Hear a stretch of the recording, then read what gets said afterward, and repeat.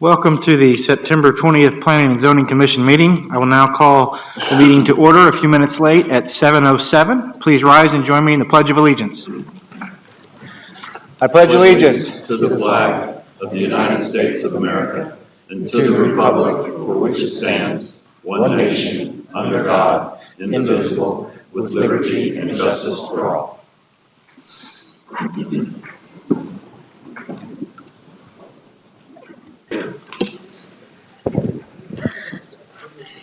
Comments of public interest. This portion of the meeting is to allow up to 3 minutes per speaker with 30 total minutes on items of interest or concern and not on items that are on the current agenda.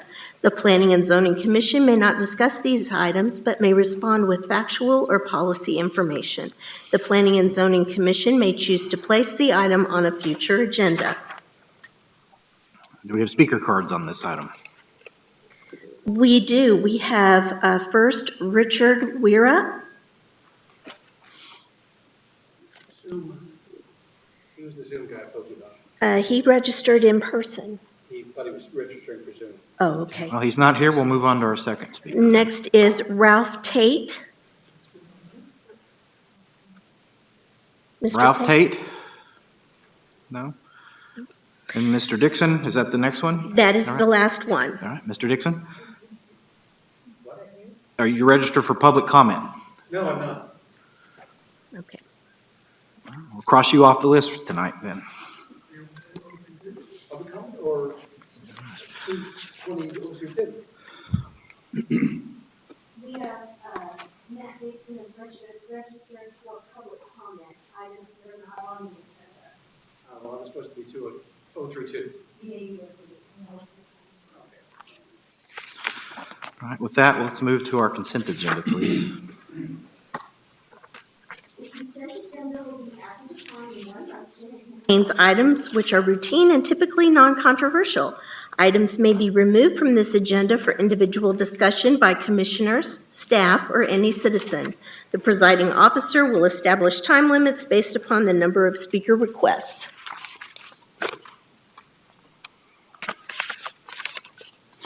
Do we have any speaker cards on the consent agenda? We do, but I have a feeling that this individual would like to speak on agenda item number 1A. Okay. Should we call that name just to verify? Mr. Aaron Haas, Yes. did you have a non-agenda item you'd like to speak on this evening? It was an agenda item. Okay, thank you. Well, that's Could we find out which agenda item, just to be sure? 032. Seeing that we have no speakers now on the consent agenda, Move approval of consent agenda. Second. a motion and by Commissioner Downs and a second as well by Commissioner Horn. Please cast your vote. And the consent agenda carries with a vote of 7-0. That will bring us to our first agenda item of the evening.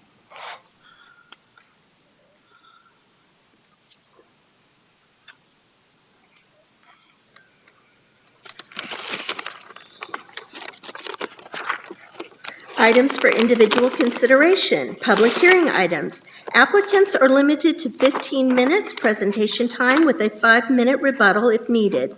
Remaining speakers are limited to 30 total minutes of testimony time with 3 minutes assigned per speaker.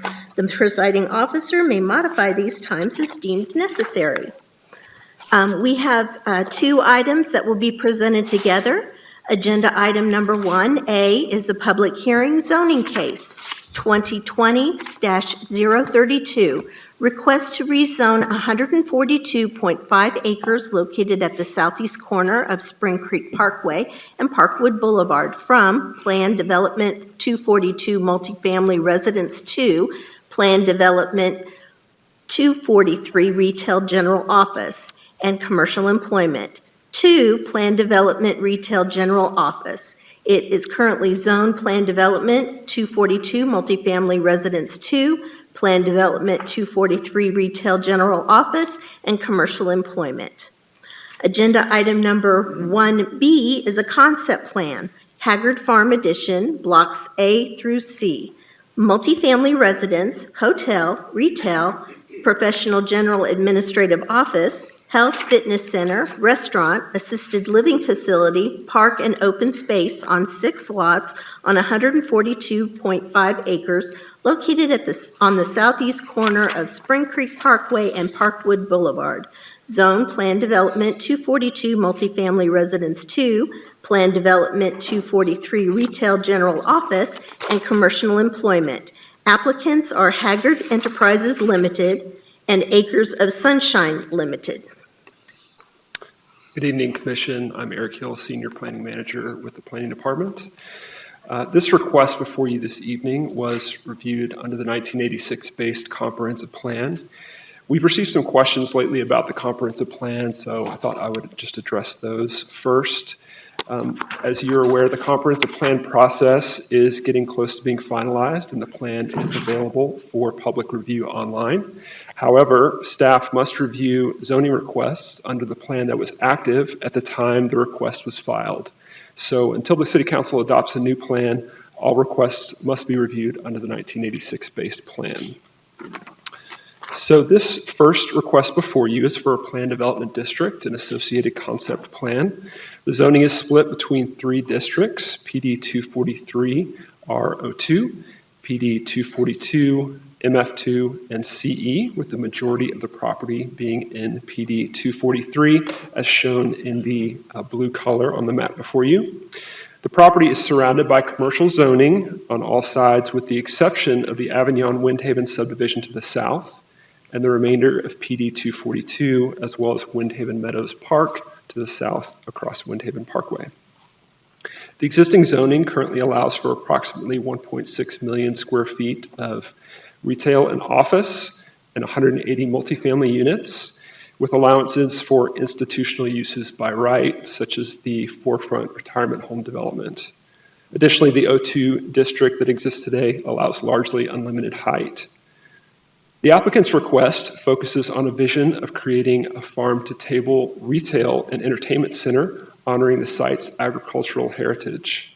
To this end, the zoning introduces a concept of village retail and commits to 10,000 square feet of this small-scale retail in the initial phase, along with 100,000 square feet of commercial uses. The agricultural-based retail concept is sustained by two primary elements: public parkland that provides a context for the development, and a residential component that sustains activity on the site. The unique retail amenity is designed to attract additional commercial development, such as office buildings and a hotel, to the property. As shown in this aerial, the property is vacant, and it's adjacent to vacant land along the western border, commercial and residential uses across Spring Creek Parkway, and along the southern border is the Avignon subdivision, the proposed forefront retirement housing development, and Windhaven Meadows Park. The applicant is proposing to divide this property into 4 tracts consistent with their concept plan and the mix of uses. The concept plan for Tract 1 includes multifamily, office, hotel, and village retail uses with parkland along the creek and within the electrical easement to the south. A 4-lane divided thoroughfare is proposed between the development and the electrical easement, which will connect Parkwood Boulevard on the west to Spring Creek Parkway on the east.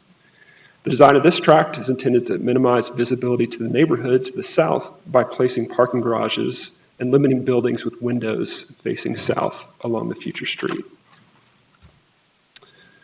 Tract 2 includes a second phase of multifamily as well as office, commercial, and parkland uses. Parkland is placed along the creek. The future street is the southern border of this tract. Within Tract 3, there are proposed office and retirement housing uses, with the street as the northern border for Tract 3. Additionally, Tract 4 is proposed as single-family uses developed at either townhome or patio home standards.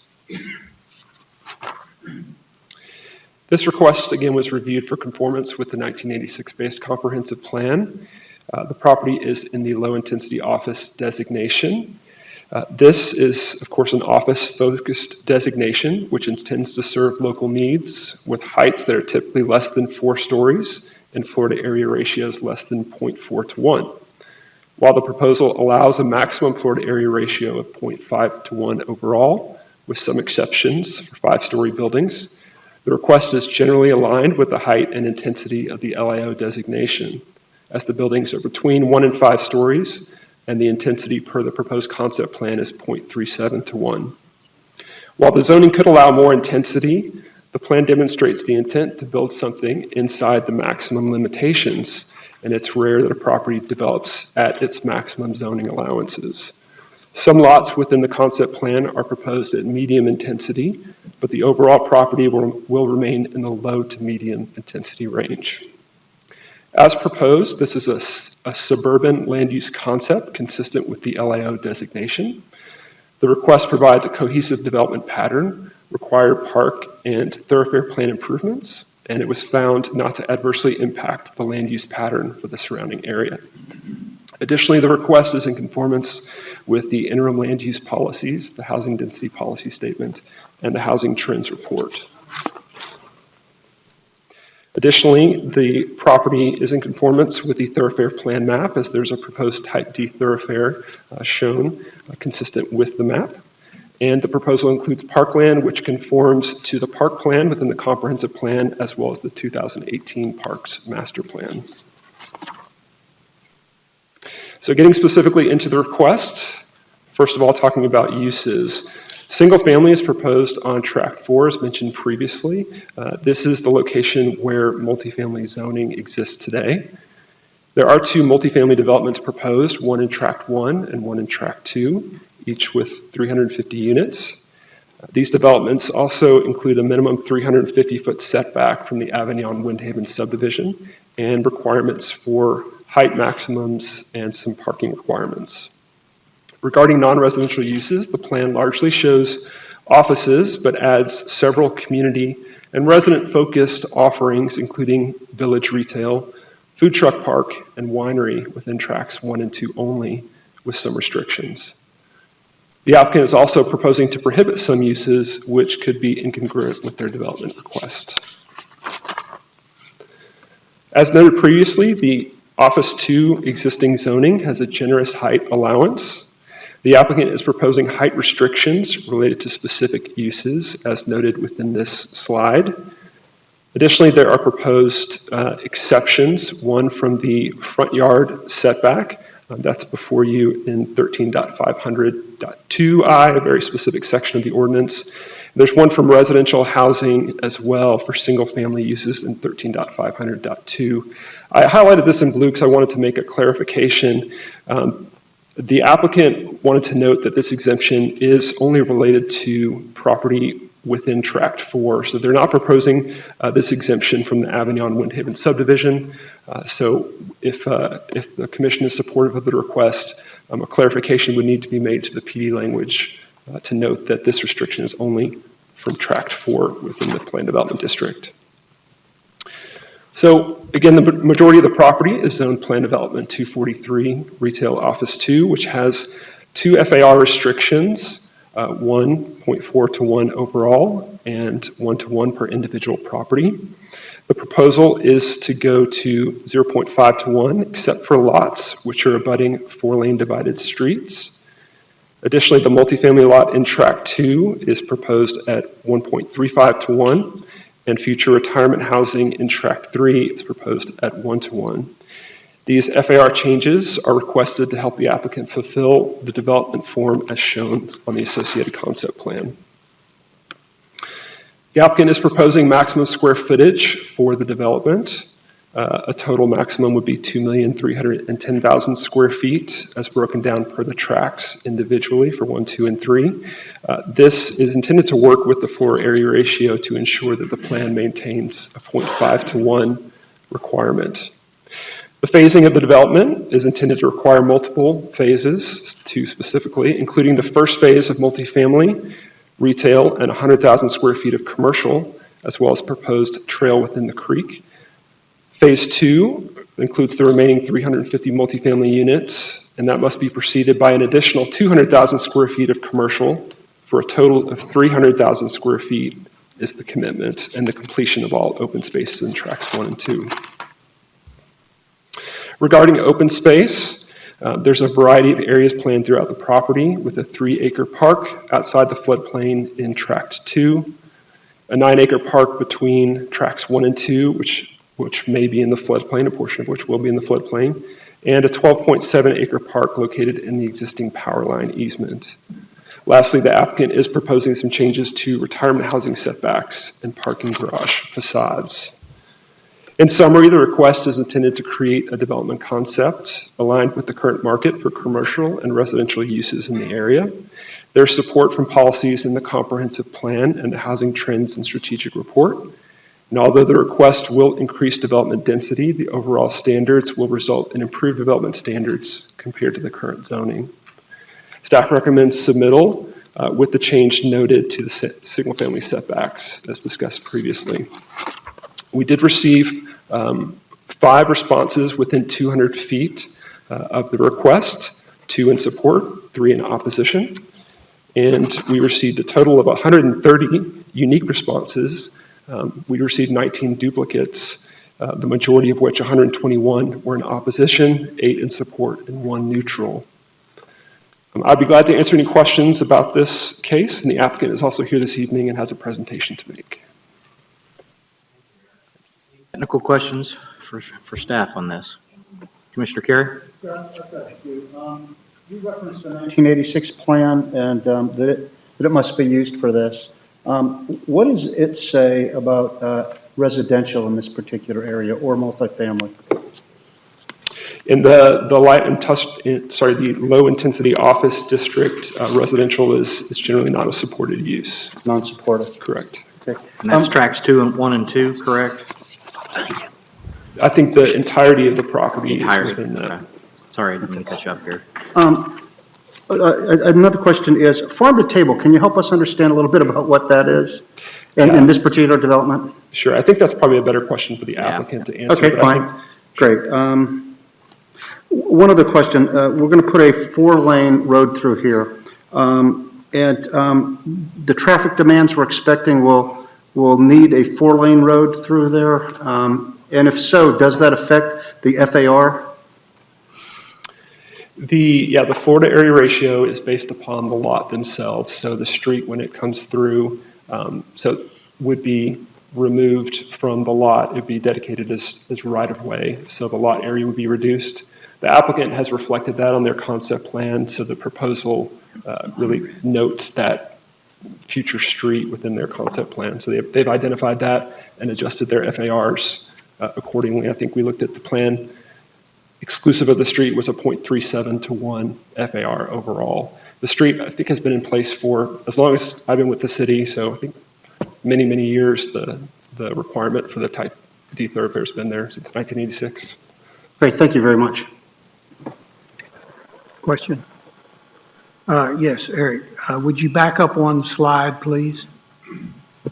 Am I to understand that those three red dots there are the only opposition notes that you received from that neighborhood that adjoins the tract? Is that correct? Those are, as of noon on Friday, those are the only official response letters that we received. Have we got some lately or today? More today, maybe? We haven't mapped those that we received today. I think we received 20 more responses over the weekend that we Okay. provided to the commission. Do we know if they're in Again, this neighborhood? We haven't mapped them yet. I don't think Okay. we've received any additional written letters. There may be one more that came in, to my knowledge, but I think Okay. the majority of responses were email responses. Very good. Thank you.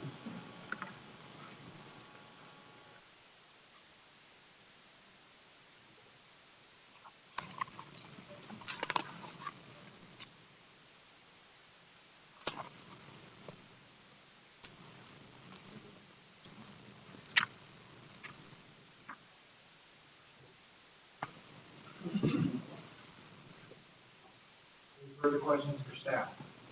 No? All right. I'm going to go ahead and open the public hearing. Does the applicant wish to address the commission?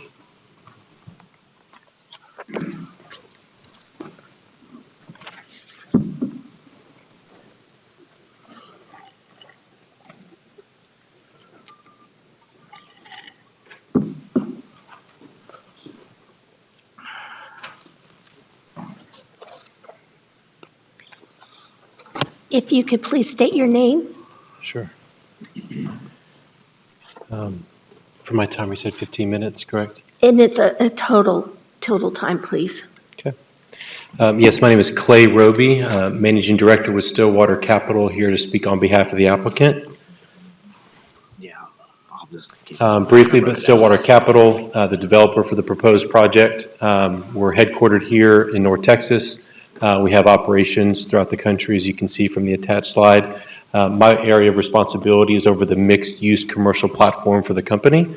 So we have about 100 people now total overall, a significant portion of which are part of our team working on projects such as this one here. So briefly, just for context, one of the things that we've done recently, we recruited the PGA of America to relocate from West Palm Beach, Florida to Frisco, Texas. We have now partnered with them, the City of Frisco, and Omni Hotels to build a project known locally as PGA Frisco. It's won several awards for Best Mixed-Use Development and Best Corporate Relocation. The reason I wanted to mention that briefly here is just to show the scope and scale of projects that we execute on, and candidly to show what happens when a lot of parties with their own priorities and fiduciaries come together and commit to doing something as a team. Adjacent to that project, Stillwater has closed on 230 acres of adjacent property. We recently received zoning approval from the City of Frisco to develop that asset, again, in a full mixed-use capacity, over $1 billion of total project valuation at completion, with the first phase breaking ground first quarter of next year, end of this year. Everyone is probably familiar with the location of our proposal this evening, so I'll skip through some of this and try to get through to some of the heart of the content. In case anybody has not seen it, this is a rendering that we produced with our design team. It's worth noting that the architect for PGA Frisco, the project I just referenced, is the same architect we've engaged here. So we have a high degree of confidence in their abilities to ultimately design the details of the project that you see in concept plan before you. As stated previously, this is a fully mixed-use plan with residential, office, retail, hospitality, and a destination food and beverage and event venue, which I'll get to briefly.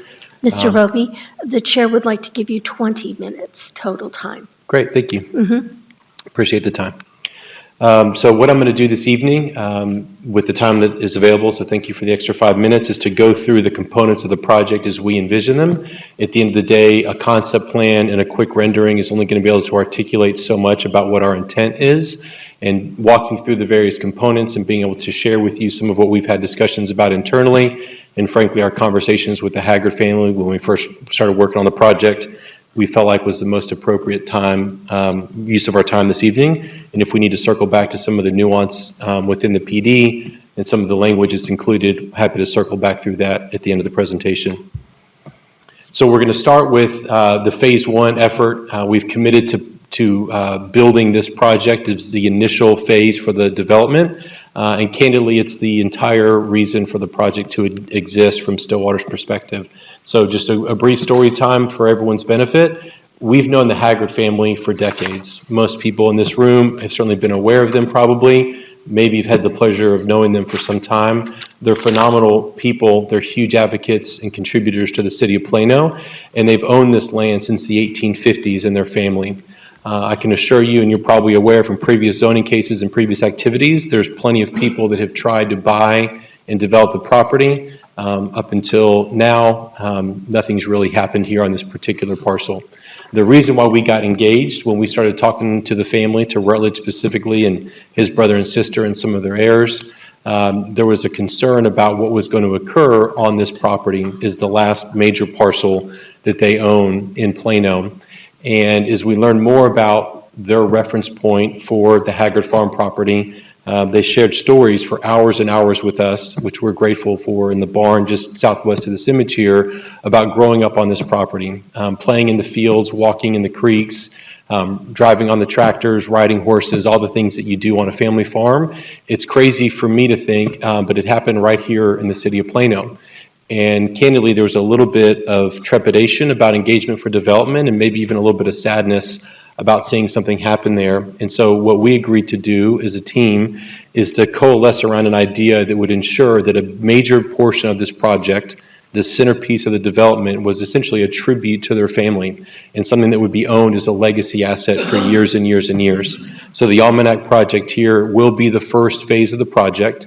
It will be owned in a partnership between our firm and the Haggard family with, frankly, no intent to sell. This is a legacy type investment, the construction and operations of which is vital to the success of the overall development.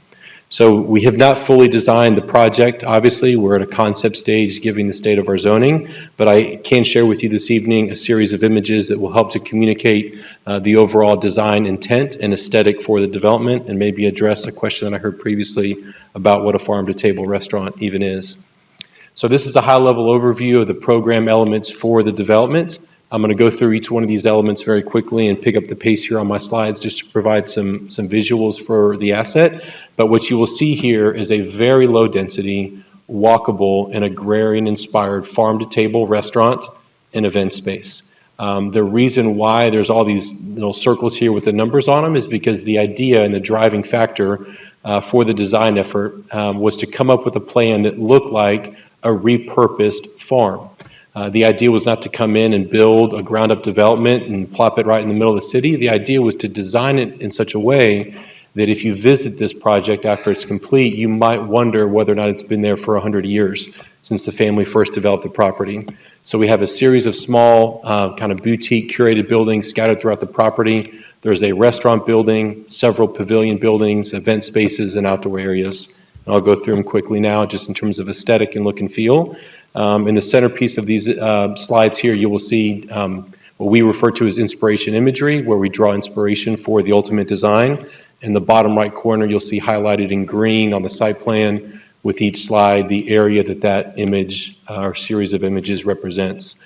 So the drive-up appeal is intended to be a farm-to-market road, again, tree-lined and very agrarian in design, with a large kind of roundabout area for easy access into and out of the development.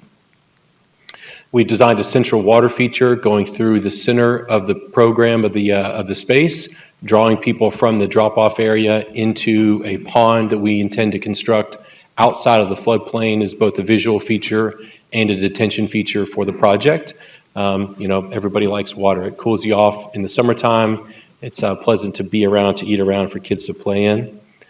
Obviously, the focal point for the activity is going to be in the destination restaurant.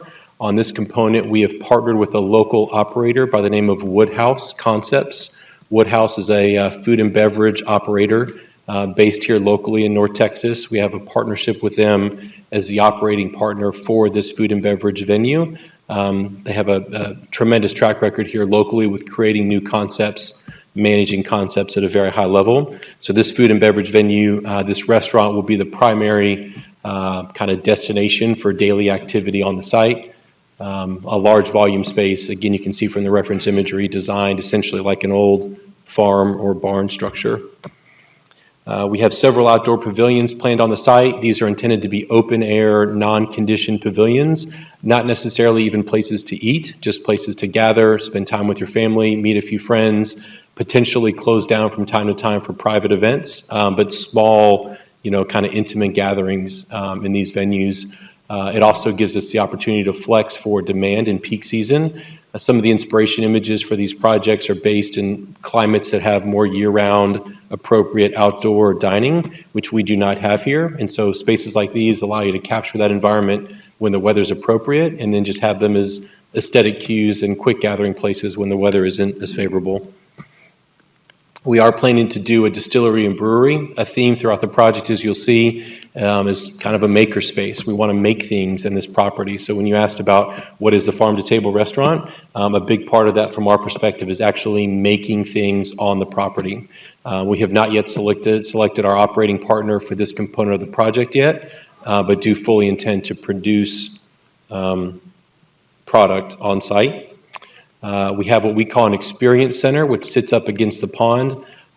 We've been working on this for some time. The thought process is to have another building that's away from the restaurant that could also be rented out for private events.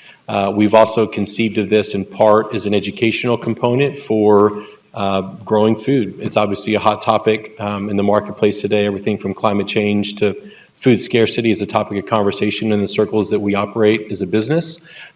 We've had a couple of conversations with the North Texas Food Bank about a potential partnership to help us bring food education to the property, and wanted a dedicated space that we could use for resources like that, as well as for, again, as I mentioned, private events, whether it be weddings or neighborhood community events or corporate events or things of that nature. The primary event space, however, is what we call the event barn. This is intended to be our largest venue for groups on the property. Currently is contemplated to be in the neighborhood of 8,000 to 12,000 feet with some back of house areas, again, for larger corporate events and venues. Just a large volume open air space, fully conditioned, but suitable for everything from kind of black tie events to more casual events.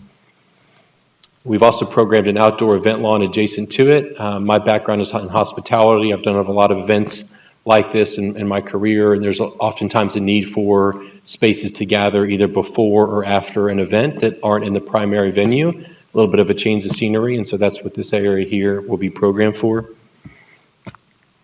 We are also planning a greenhouse on the back side of the event barn, again, towards the makerspace component. We are still in early discussions with a handful of groups that would actually operate this greenhouse. It's not a specialty of our food and beverage partner, but it is something that we're focused on trying to deliver, again, so that whether it's garnishes for drinks, parts of your components of your meal, again, part of the educational component, something that we can offer to visitors to the property and diners at the restaurant. Moving quickly to other areas of the project now. I promise the rest of these are a little bit shorter here. We are planning a series of office buildings as a part of the activation and development for the site, but we don't want them to be traditional office buildings. These are designed to be unique in nature, again, inspired by the agrarian history of the farm and tied into the design of the almanac. So as you'll see here, this is a concept plan we did with Corgan, who's our office architect for the site.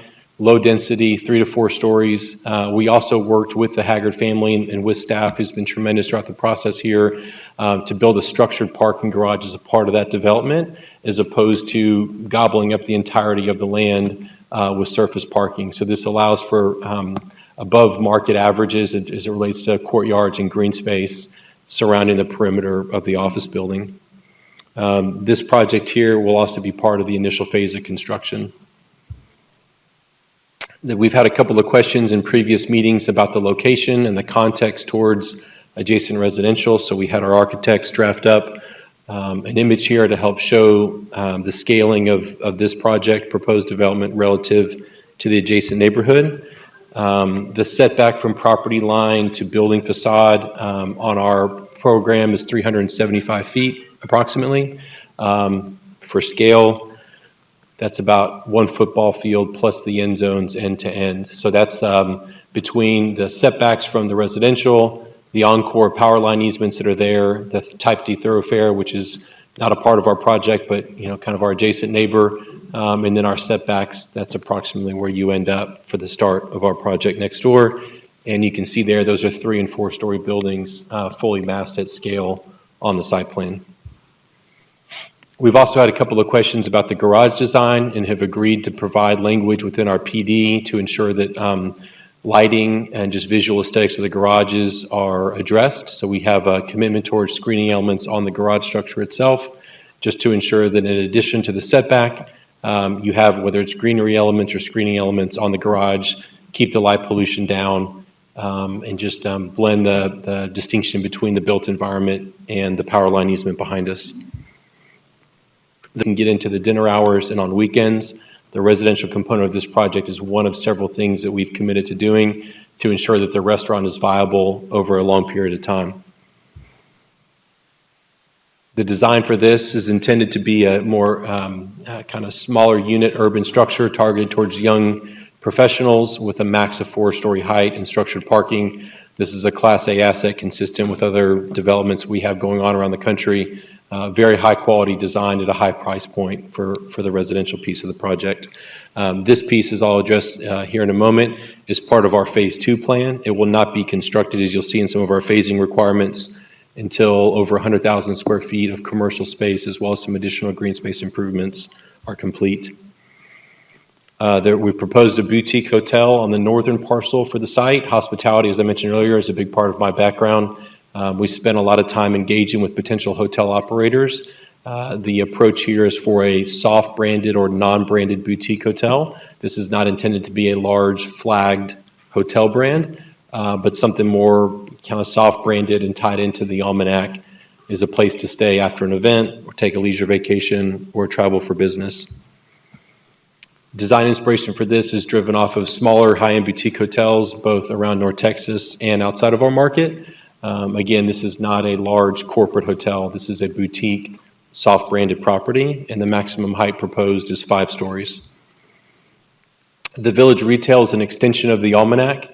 It's a series of small curated retailers that will be interspersed in a very pedestrian environment, connecting the hotel and Almanac concept through and in front of both the residential and the office components. The idea here being providing spaces for local and regional retailers to sell product, whether that be food or otherwise, is a walking experience, again, focused primarily on the pedestrian and trying to remove vehicular traffic from the interior of the development and create opportunities for people to experience a retail environment that isn't facing a street, frankly. It's focused on the pedestrian connections and trailways through the village buildings versus driving down the street in front of traditional strip retail. Moving quickly to the east parcel on the other side of the creek, there's obviously a large creek through the property. We've had several discussions with the city and with the Parks Department. There's a requirement within the city to provide a neighborhood park for the Avignon community. The Haggard family, and with Stillwater's involvement, has committed to a 3-acre or more neighborhood park on the east side of the creek. Generally in this area, there's some design details that still need to be worked out, but this is outside of the floodplain, the parkland that would be dedicated to the city for a neighborhood park. We have a restaurant parcel situated on the northern end of this tract, trying to balance out the food and beverage that will be occurring as a part of the Almanac concept. We've also committed to building a bridge over the creek that would provide connectivity from the restaurants on the western side at the Almanac over to the eastern side to both this restaurant and the park space. Mr. Roby, you have 3 minutes left. Thank you. We've planned a 2-story office building here in this location, surface parked in nature, Again, trying to bring the scale down and connect it to the park space that sits right at its front border, offering views to the occupants of that office building. And then single-family townhome style product in the southeastern corner adjacent to the senior living development, which is not part of our project. I'll go through this really quickly and save most of it for questions. Most of it was presented previously. At the end of the day, we've got a lot in here. This is a lot of land. This is an important property for the Haggard family, for Stillwater, for the city of Plano, and for the neighborhood communities. And we've done our best at this early stage of design to ensure that we have appropriate frameworks for the execution of the project, to ensure that concerns have been identified, brought up, and incorporated into our PD language. There is some flexibility built into the PD just for the sake that until final design is done, things always tweak at the margin. But we've done our best to establish guardrails to ensure that the ultimate quality and delivery is in line with what's been presented today. We had a significant number of neighborhood outreach meetings where we incorporated this feedback. We did hear along the way from several residents that were either involved with or familiar with the previous zoning cases. Significant amount of information came out as a part of that that was challenging for us to overcome. We are not planning 5,000 units. We are not planning high-density development. We are planning the design as previously shown. So a couple of things that I've mentioned previously or were mentioned in the previous presentation, but just to target them, we have a majority of the property is 4 stories for the office. We have a 5-story office building on the western edge and a 5-story hotel at the northern corner. There was a lot of discussion about the FAR. We got into that technical discussion with the previous presentation, so I'll skip this for now. We can come back to it, but we've tried to be very thoughtful about ensuring we have both adequate controls for the city and adequate flexibility for our development, but overall, a very low-density, walkable community. This density came up as a part of the total buildable area. That was addressed previously as well, so I'll keep moving. On the phasing side, we have committed to a significant amount of non-residential commercial construction. That does not include the senior living. This is office, retail, hotel development that would be required in addition to the village and the almanac concept prior to developing the multifamily phase. And that again, essentially at 300,000 square feet for the second phase of residential. I wanted to list this slide up here just as a reference point. Nobody likes to think about, at least on our side, what happens if we're not successful here.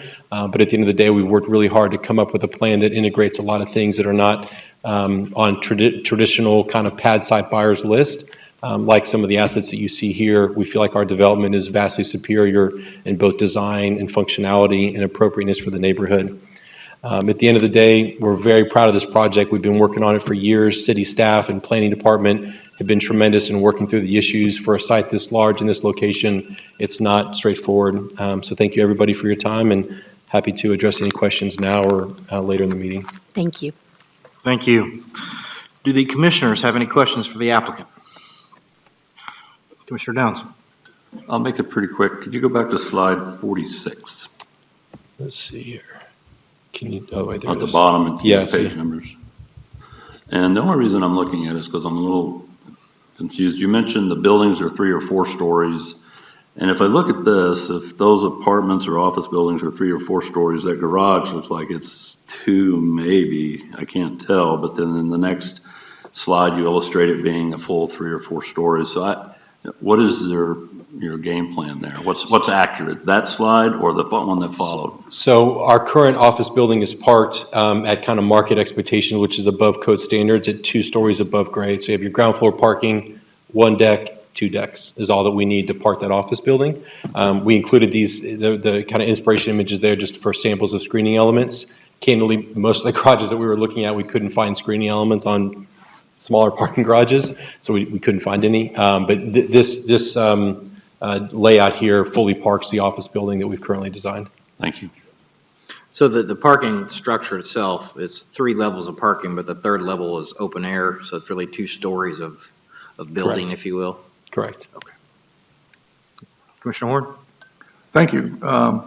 What do you envision it being as far, you went over pretty quickly the construction phasing. I know we're going to track 1, and you concentrate a lot of energy on the farm concept. But what do you envision is going to be the first set of buildings being constructed, and then progressing through that through track 1? Sure. So market conditions change. Current expectations, though, the Almanac, the farm-to-table restaurant will be the initial project that we break ground on. The Phase 1 office building will come at the heels of that, so it'll be kind of a retail restaurant and office project. Based on our discussions with the operating partners for the hotel, we feel like the hotel will go shortly thereafter. For this kind of hospitality product, which again is more leisure and boutique branded, not the quick stay, branded hotels, there's strong demand in the market today. Surprisingly to me and others in the space, that demand came back fairly quickly after COVID. And so most likely the hotel along with the residential would come on the heels of that. So you'd have essentially the farm-to-table almanac and the office as an initial phase, and then at the heels of that, the residential and the hotel. Something like that. That gives us critical mass and activation for the site and allows us to spend the money we need to. There's obviously no infrastructure on site. So that combination of massing and phasing gets essentially everybody taken care of. Okay, so are we looking at the first office building being the 5-story office as something you envision being constructed? Or what about the other offices that are throughout track 1? Our current plan for the office is only a 3-story office building. We've given ourselves the ability to flex up for 4. Frankly, that's only if we find a tenant that wants to take a larger building, so we could provide that. So what's shown here and what's in our current business plan currently capitalizes a 3-story office building. All of the office buildings, if I can go quickly to, let's see. So the one in red there is our first office building, planned at 3 stories. It's got a sister building planned next to it, which is maxed out by the zoning language at 4 stories. And then the building on the far western corner, as you get closest to the tollway and farthest away from the residential, is height limited at 5 stories. Any other technical questions for the applicant? Or questions at all? All right, thank you very much. Thank you. I believe we have some speaker cards on this item this evening. Yes, we have a total of 15 who would like to speak, and that does include Mr. Dixon and Mr. Haas. First is Colleen Aguilar Epstein.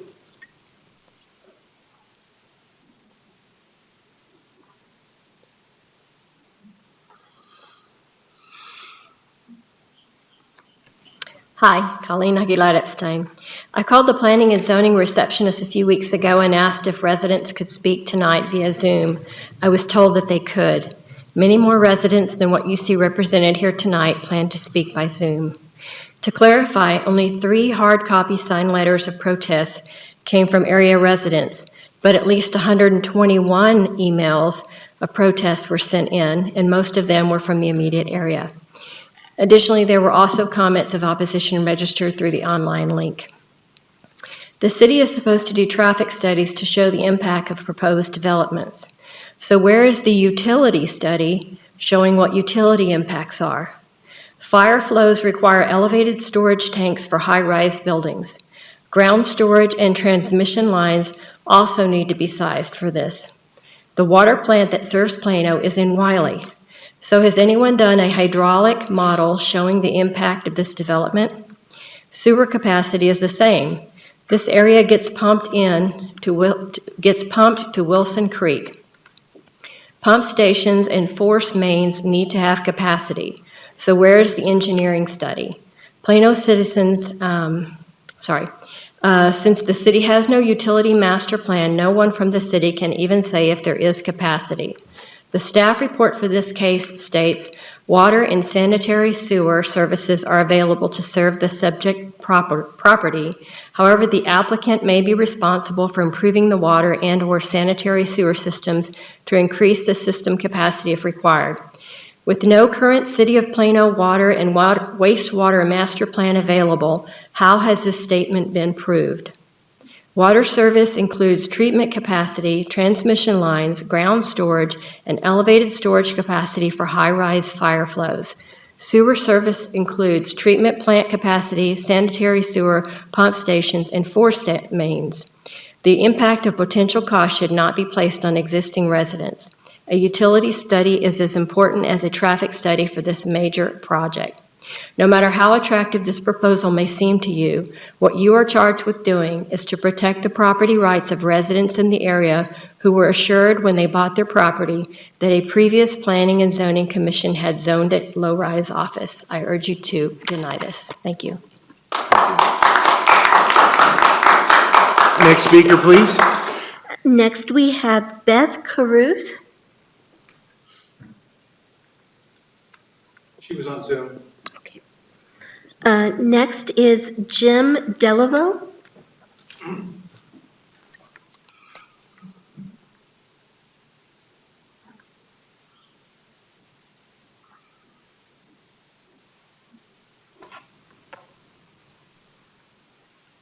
Good evening, Jim Delavoo, 5904 Johnswood Drive in the Windhaven neighborhood. I'm opposed to this zoning request. The area is designated for commercial development for offices, and I believe it should remain so. The reasons I'm opposed include the proposed redevelopment of PD 243 includes 924 multifamily units plus 427 assisted living units. This is inconsistent with Plano's comprehensive plan and the draft new plan. The overall density of this PD will far exceed what was allowed when I purchased my home. Within 2.5 miles of this project, there are already more than 18,000 multifamily units in Plano and over 25,000 multifamily units when including parts of Austin Ranch, Colony, and Frisco in this, within this area.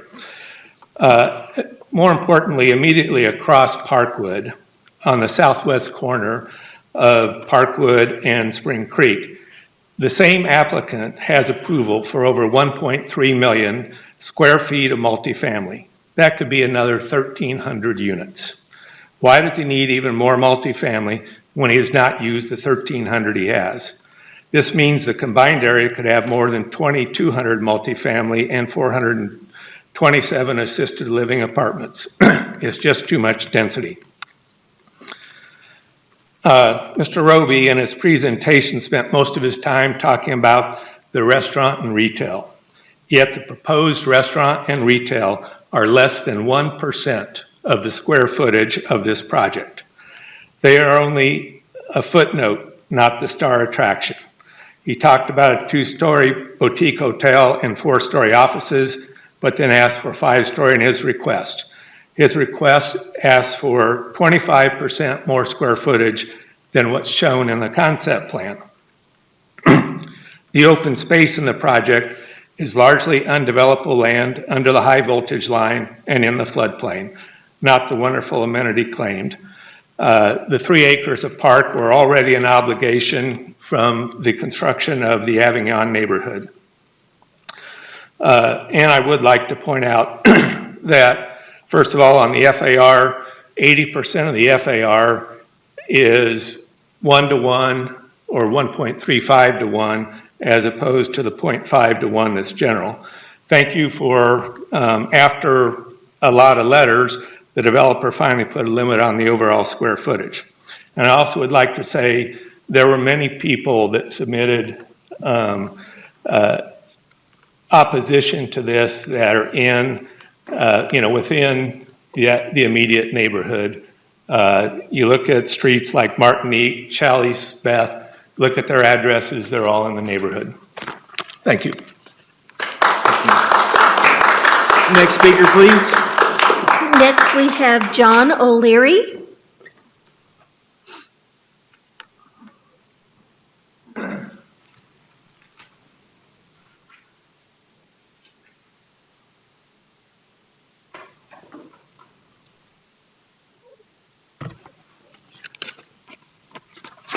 Thank you. My name's John O'Leary. I live at 5733 Adair Lane, Plano, and I am within my house is on the wall that looks towards this development. So I am in the 200-foot zone, if you will. The land use in going through the documents is defined as low-intensity office, and which requires heights less than 4 stories. We've heard the discussion of the FFARs and their occlusion there, and it prohibits residential use. This request is filled with exception after exception. We've got a 5-story office building at 70 foot. We have a 5-story hotel. We have 2 4-story multifamily buildings. The plans that we have seen indicated there would be 2 4-story office buildings with 60-foot height restrictions and 5 parking garages that may be built to the same height as the buildings themselves. And these parking garages are set adjacent to the Avignon development. This wall of parking garages and buildings, with the exception of height, also is asking for a closer setback facing our development. These are all exceptions. I don't understand why these would be taken into consideration. Regarding the parking garages, we raised questions about those and the wall of parking garages being adjacent to our development. And the developer's explanation was, well, that was the last place we had that worked to put them. And when I talked to the planning group, their comment was that there was plenty of areas for these to be relocated if desired. The developer pointed out the distance is 375 feet, which sounds like a pretty large distance, and I'd like to see that football field moved over a little bit to closer to where the buildings actually are. But if you look at the Avignon development itself, 375 feet equates to 5 houses. Our lots are 75 feet each. If you were to stand at house 1 and look to the end of house 5, that's the close proximity that this development and these heights would be to our homes, which I believe would have a very negative impact on them. Last point I'd like to make. I spoke with the Collin County Appraisal District and the woman who does our development, and her comment was that if 4 parking garages are facing our home, she would expect a 5% decrease in our land value due to the proximity of the garages. Selling prices, as you know, are impacted by house sales themselves, but at the same time, she expected that we probably would see a 5% decrease in home values. Probably for the lowest valued homes in our neighborhood, we're probably looking at about a $35,000 to $40,000 decrease in our equity in our homes. Mr. O'Leary, you've reached your 3 minutes. May I have more? You can have 30 seconds. Okay. One of the justifications that was used for the multi-family is the 2017 statistics. And what I would encourage you to do is to go back and look. There's tremendous change in the last 3.5 years in the market, in the development, in those that aren't developed, and in the land that is yet to be developed. Thank you. Thank you.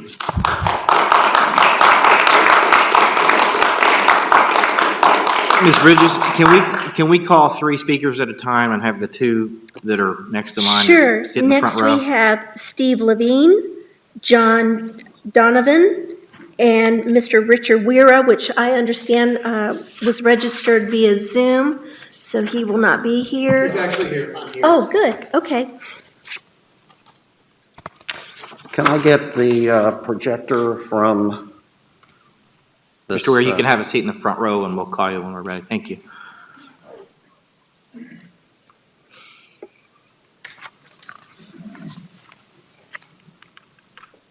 We get that a little bit bigger, thank you. Bigger, bigger.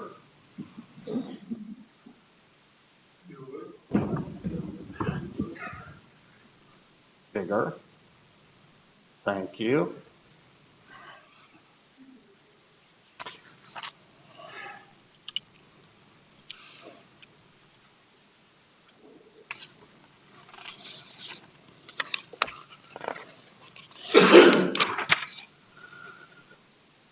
Mr. Chairman, Commissioners and Planning Staff, my name is Steve Levine. I am here today representing the views of the Avignon Windhaven Homeowners Association's Board of Directors. The board has chosen me to speak on our neighborhood's behalf tonight, so I hope you will give me a little bit of leeway on our time. Avignon Windhaven is the only neighborhood adjacent to this property in question, and in fact, our 217 homes, many of which include families with school-aged children, are surrounded on 3 sides by the Haggard Farm West. I don't pretend that the board's views represent all of our homeowners, although fewer than 5 have objected to the development for other good reasons, including Mr. O'Leary, who you just heard. However, after several meetings with our residents and the developer, we believe we have a pretty good idea where a significant majority of our homeowners stand on concerns with this rezoning effort, and they have asked me to represent them.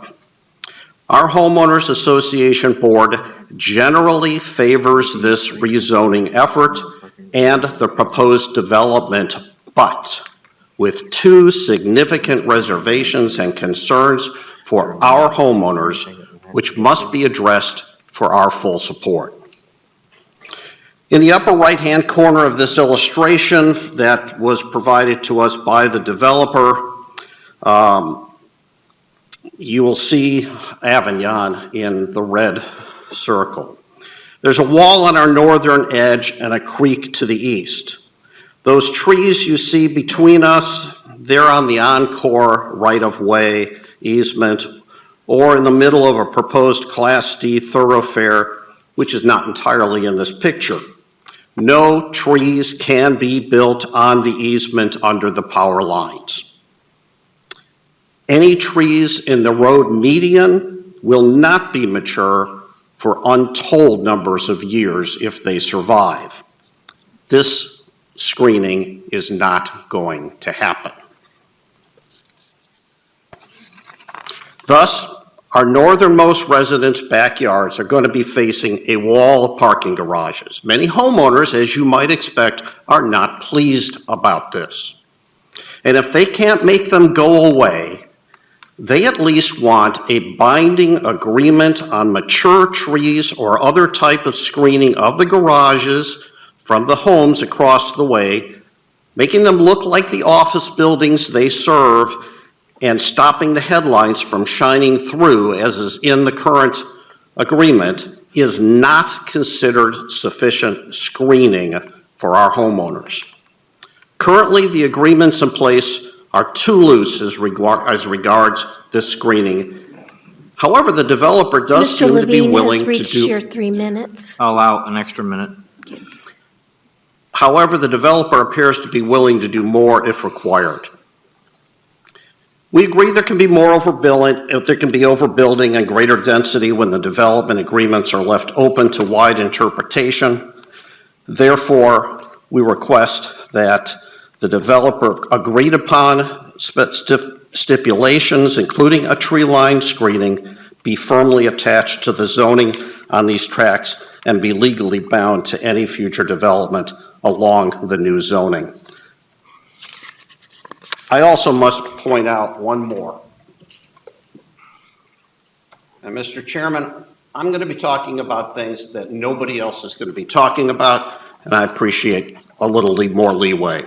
You're running out of time, so I would make it quick. 217 homes, 5 people who decided not to come and speak today so that I could represent them. Our second concern is more complex because it will involve this development, traffic, parks, and rec, and likely other city departments. We want to go on record here so that this will be done in a rezoning situation, and if the preliminary plan is approved tonight, the City Council becomes aware of our neighborhood's need for insurances on this issue. We are very concerned about safe and easy access to our proposed neighborhood park, the one our homeowners have been promised for 15 years and have substantially paid for. Currently, much like a gated community, which we are not, our neighborhood is landlocked. There is no access to any other neighborhoods or side streets. Only Windhaven Road to the south, as built by the Haggards. Avignon has no access to this development.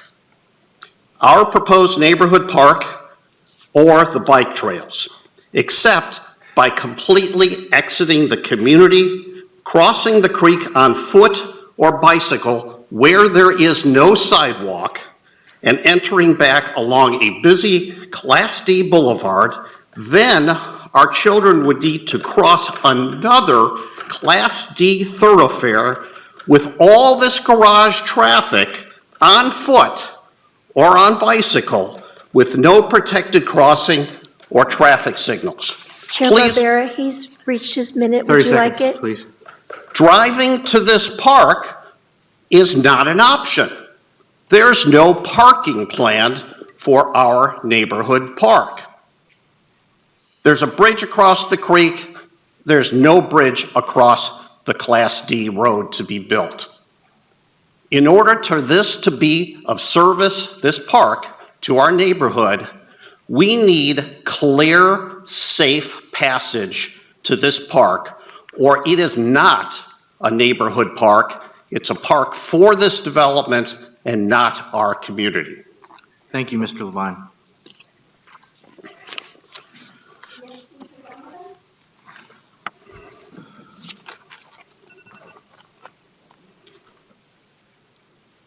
Before my time starts, can I just apologize? I'd like to apologize to everybody for my university embarrassing the state of Texas against Arkansas 2 weeks ago.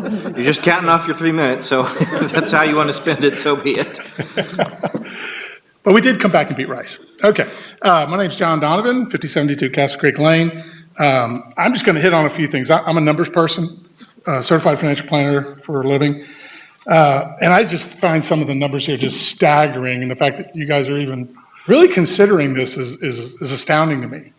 When you have the old plan saying there's not supposed to be any apartments in here, and you have the new plan saying, 180, I think it was, and this has got 750 at a minimum, just with the two they're identifying, much less what the plan, what the stipulations allow for, versus the beautiful plan that this wonderful salesman presented to you guys. And by the way, kudos, that was a beautiful job of fixating on one aspect of a plan to dazzle you while you don't pay attention to all the ugly details around the edges. So I would just stress, going from 180 to 750, that's a 400% increase, okay? Going from a 0.4 to 1 Florida area ratio to even the 0.53, which the other gentleman pointed out, it's really more like a 1.0. So you're talking about going up by 35% on that to 300% on that. Okay, these are magnified numbers. People, the city should have said, are you kidding me? This should have never even come to you guys yet. This is absurd. These numbers are truly absurd. This should not be considered. They have so much more work to do to bring this into the bounds or the realm of reasonableness. And that's really what needs to happen here. There's no way you guys should be approving this tonight, okay? There's just way too much. The other thing is, I love this parkland. So you have undeveloped grass underneath high wires, and they're trying to pass that off, and you're accepting that as part of the green space of the development. And floodplains of creeks, which you can't develop in, is adding to the green space of the development. I mean, it is almost comical. I kind of felt like I was watching a Saturday Night Live skit for a moment. And you guys are buying that stuff. You can't do that. You have to be better than that. You have to stand stronger for your citizenry than accepting this kind of silliness. I mean, to me, the equivalent of this, the concept plan versus the actual legal stipulations they're putting in here, it's like they're saying in the concept plan it's a strip mall, but in the stipulations, it could be a strip joint. That's the level of magnitude of difference we're talking about here. And if you would let a strip joint come in under the guise of a strip mall, I hope you would all never do that to our community. So let's not let that happen to this great piece of property that I think can be wonderfully developed, but this is not it. Thank you. Please not vote this in.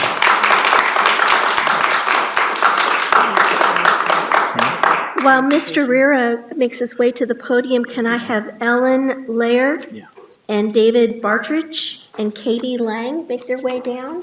Okay, 1 second. Ms. Day has something for us. I just want to make a point of technical clarification. In the city, you can actually develop floodplain.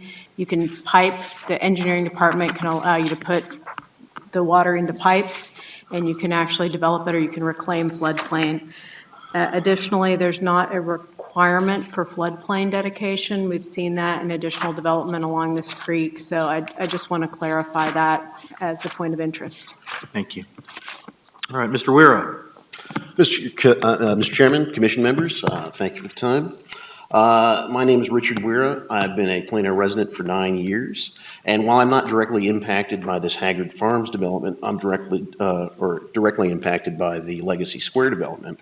And to both of those developments, I'd like to just remind you all of the guiding principles on the comprehensive plan that's about to be adopted.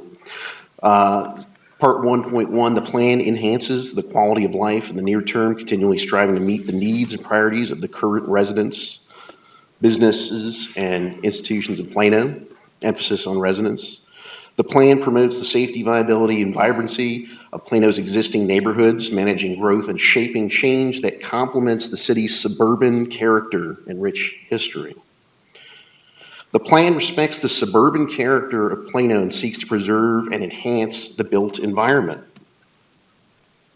In my opinion, this is abrogating, what was already challenged at the state Supreme Court. That's already being considered and will most likely be adopted by this comprehensive plan, and disregarding the will of the citizens of Plano.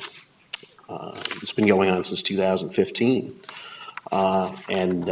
based on that, I'd ask you all to consider that this and that Legacy Square development are really sort of like bum rushes to try and run out the clock and get everything adopted by the 1986 standard. And that's not what the citizens of Plano want.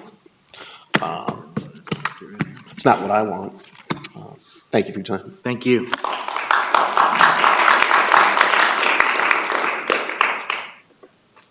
Ellen? Thank you for your time. My name is Ellen Lair. I live in Central Plano. I won't reiterate the statistics. I know that my concerns are the concerns of many Plano citizens. Plano is a suburb, and we need to keep its suburban qualities. The population density is already too high. We're one of the densest cities in the state. There are already apartments zoned for that have not yet been built. We do not need any more multifamily dwellings. This location is not only not zoned multifamily, but zoned specifically for office and retail, which was a good plan for Plano then and is now. The proposal, even revised, does not have enough commercial. About 1%, I think, is what I read. Issues about density include traffic, city services, and emergency services. Excessive levels of density and multifamily units are not in the plan and should not be in the plan. They are not good for Plano and its citizens. Plano is already about 40% rentals. Thank you for your time.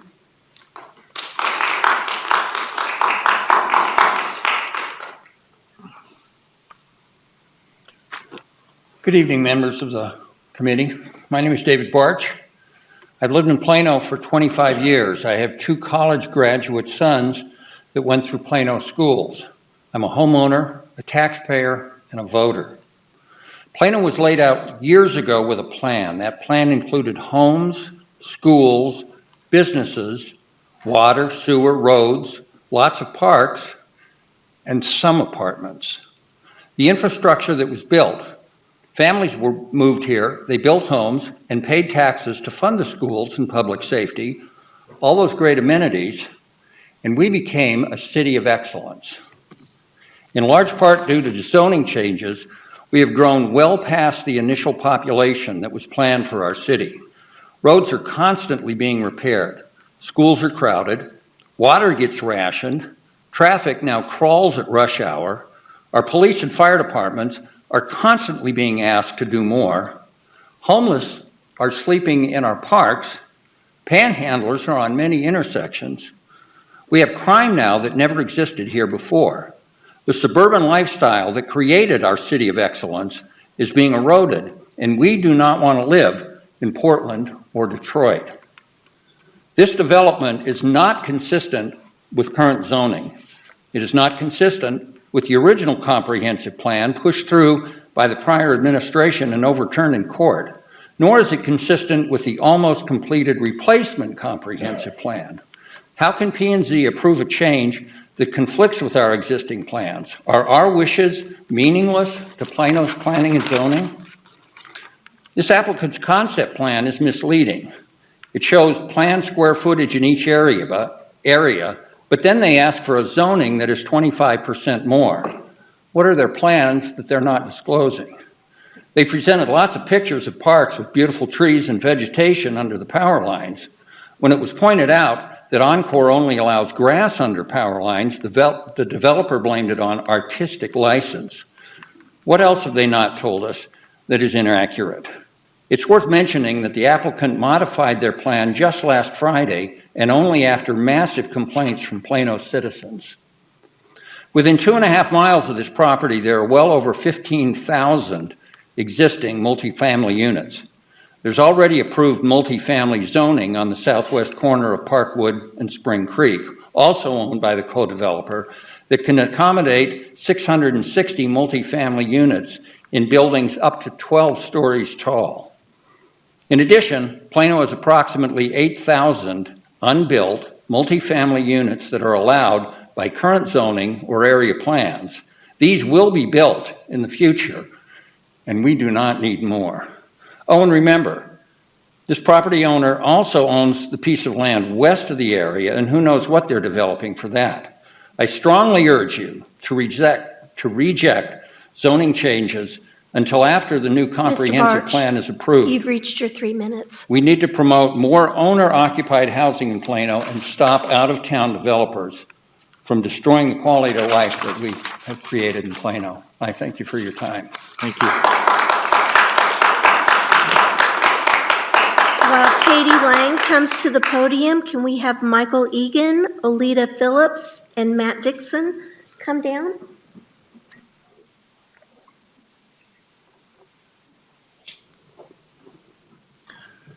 Hi, my name is Michael Egan. I live in the Windhaven Farm community that's just to the south of Avignon. I'm sorry, was Katie Lang, was she next? Oh. Yeah, I believe it's Ms. Lang's turn. I apologize.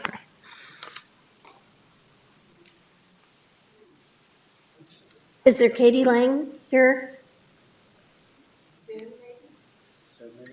No, Katie? All right. Go ahead, Michael. So come on back, I apologize. Where do I begin? My name is Michael Egan. I live in the community, Windhaven Farm, just south of Avignon. My kids, my 3 boys, they attend Brinker Elementary in that community. And my primary issue with this plan is the additional densification caused by the multifamily residences that are going to be put here. I think that over the last year, we've learned a great deal about the benefits of not being so dense. With the COVID pandemic, the areas that have fared the worst have been the densest areas. New York City, Dallas have all fared the worst because they're more dense. We have thrived as a community here in Plano through this pandemic and otherwise because we have had the ability to enjoy our space and in the lack of density here.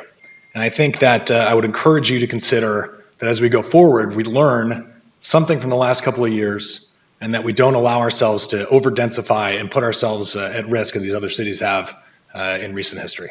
Thank you for your time. Thank you. Olita Phillips.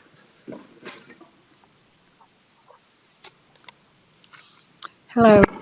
I'm a Plano citizen of 26 years now, formerly a Dallas native, but I think everybody is bringing to you all bring before you the fact that Plano citizens in general are adamant in their opposition to the proposed rezoning for high-density developments of this property.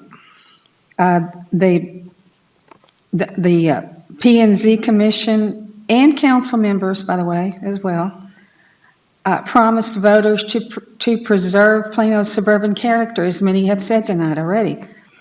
And And there are lots of citizens who cannot be here tonight that I've spoken to who do not want these plans of the P&Z Commission approved.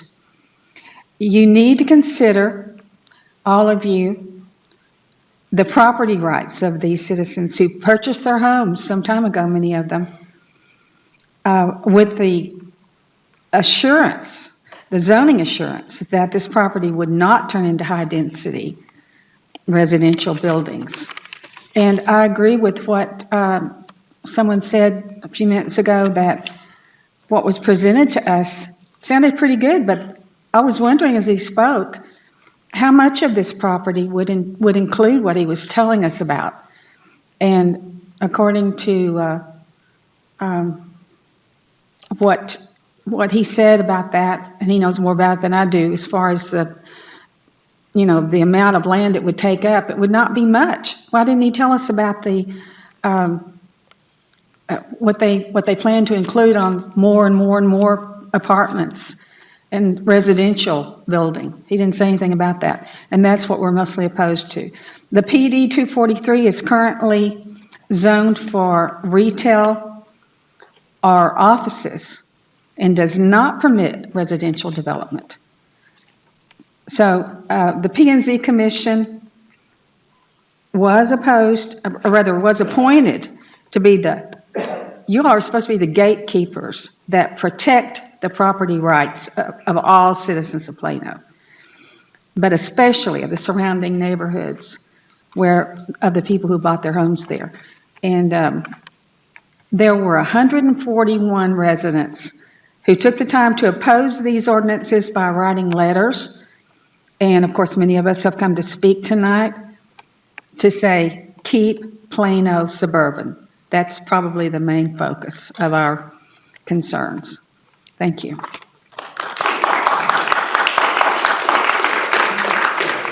While Mr. Dixon comes to the podium, can I have Aaron Haas and Mary Fortune come down? Matt Dixon, 30-year resident of the city. Before we start off with, I think if we've said it already, there's been a lot of people here who wanted to participate tonight via Zoom. You're seeing a small minority of the speakers here who represent all the people who wanted to be here and speak. So perhaps we'll have to work out the Zoom issues in the future, but there are lots and lots and lots of speakers who wanted to speak against this project on Zoom. By that state law, unfortunately weren't able to do that. By state law, there's not going to be any more Zoom. Okay, well, that's good to know. Then also, someone who comes up here and says they're speaking for an entire association, I think should be challenged. I think anyone who says that they speak for an entire organization, a whole group of people that says they do, I think is preposterous. I've spoken to many of the people who live in that subdivision myself, and they don't share this last person's comments. As far as I can tell, you have one person from that community that spoke against it and one spoke for it, so that's just about 50-50. Now, getting to the comments that were made earlier tonight, we heard an awful lot about the project and how it would help the Haggard family, and that's fine. But we heard almost nothing, or maybe nothing, about how this benefits the citizens of Plano. And that's what you're here to help us with. The current zoning is for office space, et cetera, and so forth, and that's what we should have. The question is, what does this benefit to the citizens of Plano? Does it bring new tax revenue? Does it reduce our taxes? I don't think so. We're talking about congestion. We're talking impacts on Renner, Shepton, Plano West, all these kinds of situations here. We don't know the impact on the citizens themselves. No studies have been done. The utility studies we talked about hasn't been done. The traffic studies haven't been done. We don't know exactly what this would do to the citizens of Plano. The next thing is we talk about affordable housing. Some people like to think that multifamily brings affordable housing. It doesn't on its surface. I doubt if any of these units would be classified affordable housing. The city has already been involved in affordable housing projects at Parker and Avenue K. The Plano Housing Authority has already gone in business relationships that will bring at least 2 affordable housing projects within the city of Plano, which also reduces the tax revenue to the city. It's a different story. But the long and the short of it is, we don't know what impact this is going to have on the city. It's not going to, what benefit it's going to have to the city. We know what the zoning is currently. We're asking that you keep the zoning as it is for the citizens of Plano and the guarantees they have when they bought their homes. And one other thing is that developers are like city buses. Don't chase it. Don't chase this one. There'll be another one along in a little while. There'll be another development that comes along. There'll be somebody else with another idea and probably a better idea. You don't have to accept the first thing that goes into, it comes along. Thank you. Mr. Haas?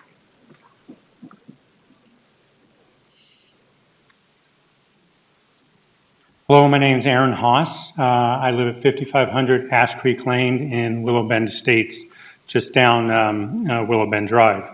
I've lived in Plano for 7 years. I moved here from California to get away from the craziness in California. And for full transparency, I've worked for Stillwater Capital for 1 week. I have ridden my bike up and down this area since the day I moved here. I ride up Willow Bend, along Windhaven Meadows Park, into White Rock Creek. I enjoy what the developers have done with the residential communities on both sides of White Rock Creek. It is a beautiful area. I take friends up there who see what that's like, and they go, I didn't even know that existed in Plano.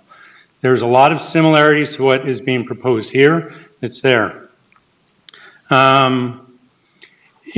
Stillwater there's been a lot of negative comments.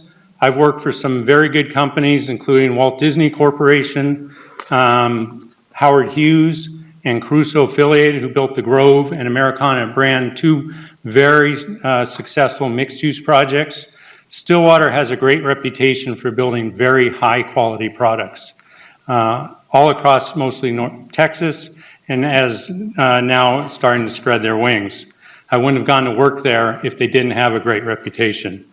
If this were being built in the backyard somewhere down Willow Bend, I would agree with a lot of the arguments that are made, but this is being built out on Spring Creek, an area that's always been planned for denser urbanization, and it is a very responsible plan for what is being described here. There's been... nobody interrupted any other speakers tonight, so let's not interrupt this speaker. Thank you. Go ahead. Thank you very much. The fact is that Spring Creek is a very busy road, and we are developing appropriately for this area. So, as I started out saying, I moved here to get away from some of the traffic and the lifestyle of California. I have seen a lot of very poor developments done. When you pull the sum of all the parts of this together to create one well-thought-out mixed-use development, the greater, it's better that way than each component singly developed. And to that end, I support this project. Thank you. Thank you. Is that our last one? Or We have one more. Mary Fortune? Hi, my name is Mary Fortune. I live at 2008 Pepite Drive. I've lived in Plano since 1993, and I'm going to be real short and sweet. I noticed in this presentation there's some information that's missing. This is a large project, and I was wondering, one, where is the traffic study? Two, where is the impact study for our Plano schools?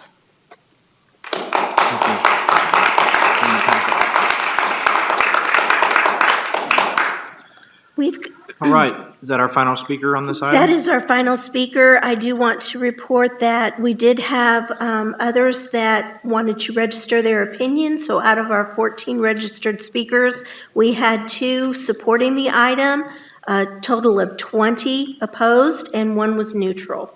Thank you. Would the applicant wish for a 2-minute rebuttal?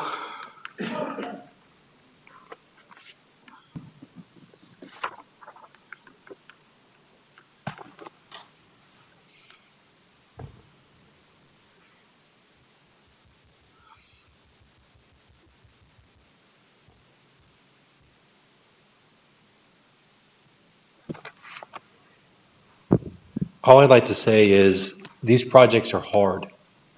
I've got a big team at Stillwater. We spend a lot of time trying to figure them out. What will an investor or a lender want to move forward with? What will a community accept? What does the city feel like is in their best interest? What does the comp plan say? What can you reasonably get consensus around? They are not easy.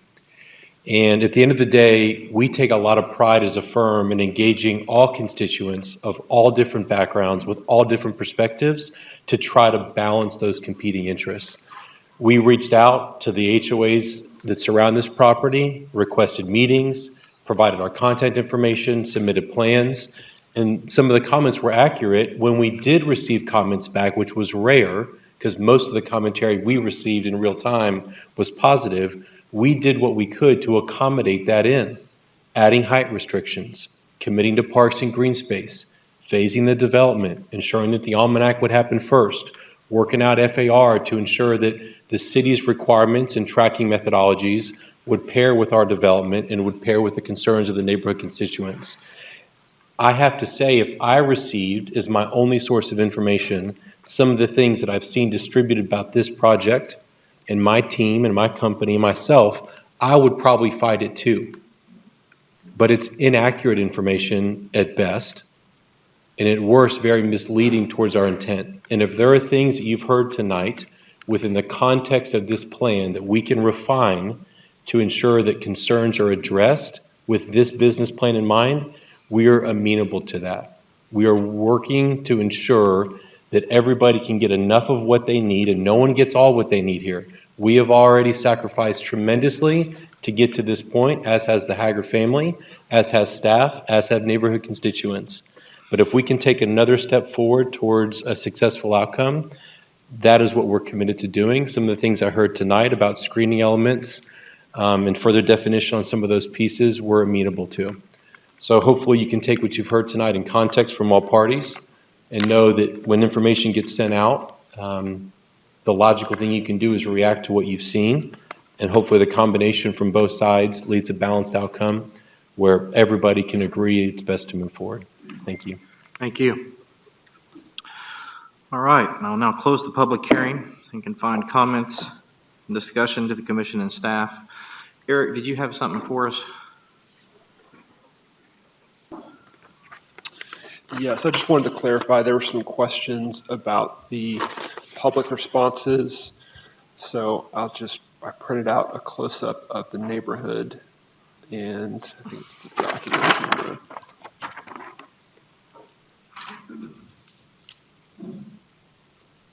Just to clarify, the responses that we received from the general area, that the dots represented on the map show the responses. Can you, while you've got that up there, because that kind of helps me with a question that I was going to have for you guys. On parcels that are not included on this, basically the land west of Parkwood, is there multifamily already allowed by right in those tracts? To the west of Parkwood, it's commercial zoning right now, except for there's a specific use permit at the corner of Spring Creek and Parkwood. So there is an allowance for residential on that parcel only. At Spring Creek, okay. Yes, so that's sir. to the north. And do you know what the number is at that location? I don't think there's a defined number. I think there's some standards in the specific use permit. And that's on the other side of Parkwood, correct? Correct. Okay. Thank you. Any other questions for staff while we have Eric up here?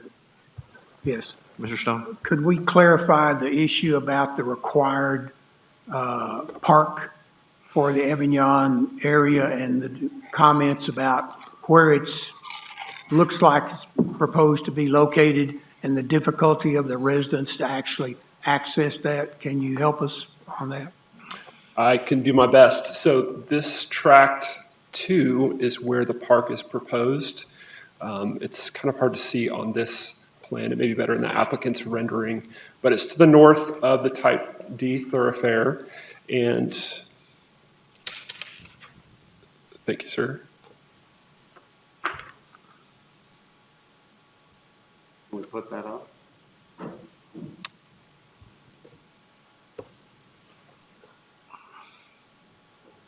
This is the park area? Okay, I need this to come from Eric because the public comment is closed. Thank you. Yeah, I believe it's in this. I don't know if it's this piece specifically. I think it's a little bit larger. There's 3 acres there that are proposed outside the floodplain for the park. So it would be across the Type D thoroughfare from the the subdivision to the south, there's proposed trails that would go along the creek and across the street. So I think pedestrian connections is something that our Parks Department, traffic engineers look at very closely, and it's something that we would work to improve in this area. Okay. Thank you. So this location qualifies as the required park? The neighborhood park, per the Parks Master Plan, it does. Okay, thank you. Any other questions for staff? Commissioner Carey? Yeah, Eric, they are requesting zoning for a hotel that it might be 2 or 3 stories. I've heard a couple of different things here. By stipulations, how many stories will be allowed if this zoning is changed, regardless of what the current plan is? 5 stories is the proposal. That would be the maximum? The maximum height, correct. It would not be allowed to be higher than that? That's correct. Okay, thank you. Any other questions? Commissioner Downs?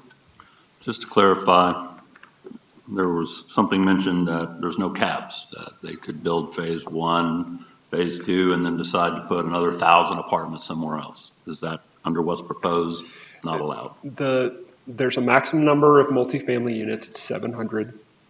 That's proposed for the plan. That's divided into 2 phases. Phase 1 is 350 units. It also requires 100,000 square feet of commercial, including 10,000 square feet of their concept. Thank you. I just wanted to be clear because one of the speakers said they could build whatever they wanted, and 700 that's not true. multifamily units is the proposal. Can you clarify, because to me, reading this in one spot, I see the multifamily units include the assisted living, assisted care, and then another case it doesn't say that. So is the 700 include or not? It's exclusive. So retirement housing is an additional allowed use. Okay, very good. Just wanted to clarify that.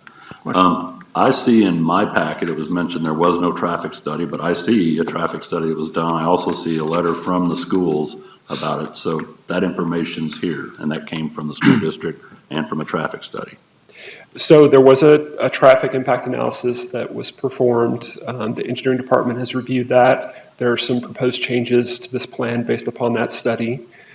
We did send information to PISD to review, and they provided that letter in your packet in response. Okay, thank you. I think, well, that's it. Thank you. Any other questions? Commissioner Samara? Eric, can you clarify for us a little bit about, we saw some wonderful pictures of restaurants and fresh food market that would be reminiscent of what was grown on this property. But other than the cotton and sorghum, I failed to see what vegetables were ever grown there. We have a food truck park included here. That's allowed by the specifications of the zoning at this point, is that correct? It's proposed for tracks 1 and 2, and I need to have my packet in front of me. I think there's some restrictions to that.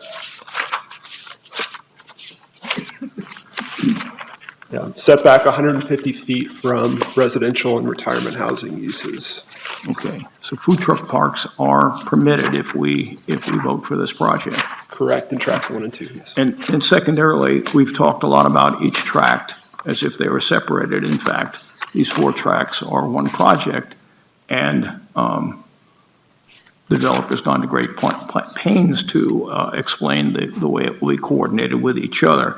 The total number of multifamily units, including the retirement over 55 restricted housing, is it 2,050 approximately units? Is that correct?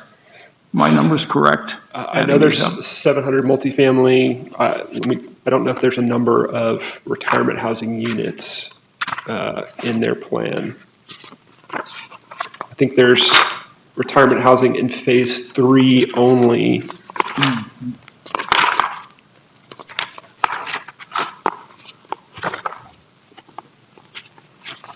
And I'm happy to look at the plan and see if there's a number on there. Yeah, I went through it and tried to add them up, and much of the discussion has been on each tract, one by one, but added together is something in excess of 2,000, what we're looking at here. I would need to look. I'm sorry. I can't. I can look at that. How do we get to 2,000?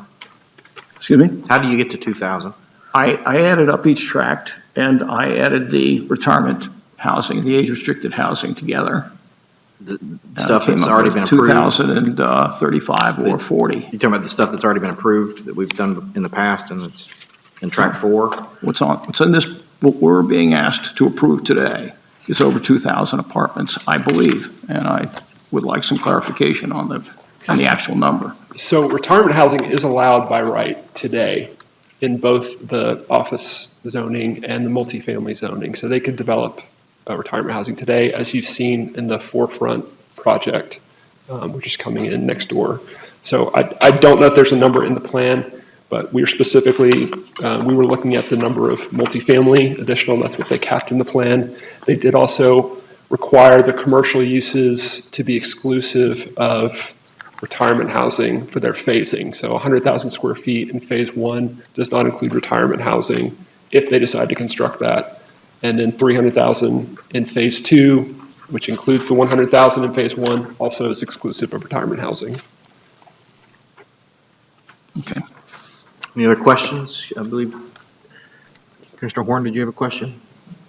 I can answer the question on what I'm finding in the plan is that there are 427 units shown in track 3 and 350 units shown in, I believe, track 2 of various types of retirement housing. So I guess I'm confused. I'm sorry, the 350 is multifamily, Yeah, that's so that's my multifamily. fault.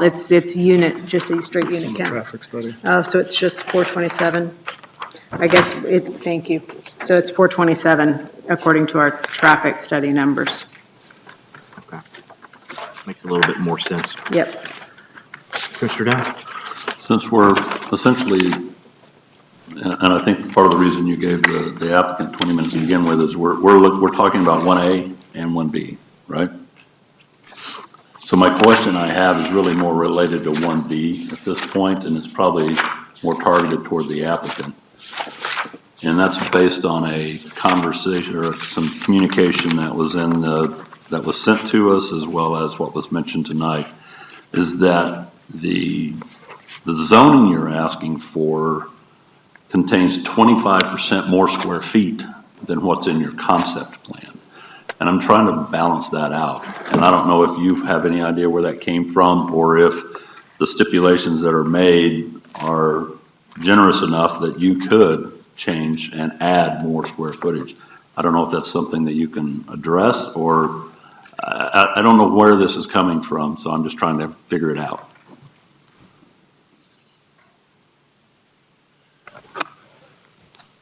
It could be that it's just based on what you could do, but we have those scenarios all over the city. What could be done, right, versus what's planned. And I guess that's bottom line, is probably where I'm getting at is. Because I prefer to know what's going to be done versus what could be done. And I'm sure. And that's kind of where I'm wanting to go with this, is get something. I can address both, I believe. Let me get to. So hard for me to know exactly what calculation somebody else is doing. I understand. But we have heard a lot of numbers throwing out, so I'll put this up there from our perspective, and happy to have a dialogue and maybe bring some of my team up as well to address some of these things. The way we looked at it, you have the existing PD, 116 acres, the maximum FAR at 0.4 to 1 is about 2 million square feet of buildable property. When you add our zoning case plus the senior living development, which is a little bit confusing because it's not our project, but it gets talked about kind of like that. Understood. The total land area actually increases, which makes the FAR calculation slightly more complicated because the base land area is no longer the same. So the denominator essentially changes. I understand. But as best we can tell, the 20%, 25% numbers that we've heard thrown out are generally taking the 2 million square feet of the existing PD and getting to the 2.6 million, 2.66 million with our development proposal plus the senior living proposal. That's our understanding. That's what we think we've been able to collect from discussions. Candidly, the way we view it, we put in the bottom there. Again, everyone is entitled to their opinion. Our zoning case is 113.9 acres. Total maximum buildable square footage is 2.3 million square feet.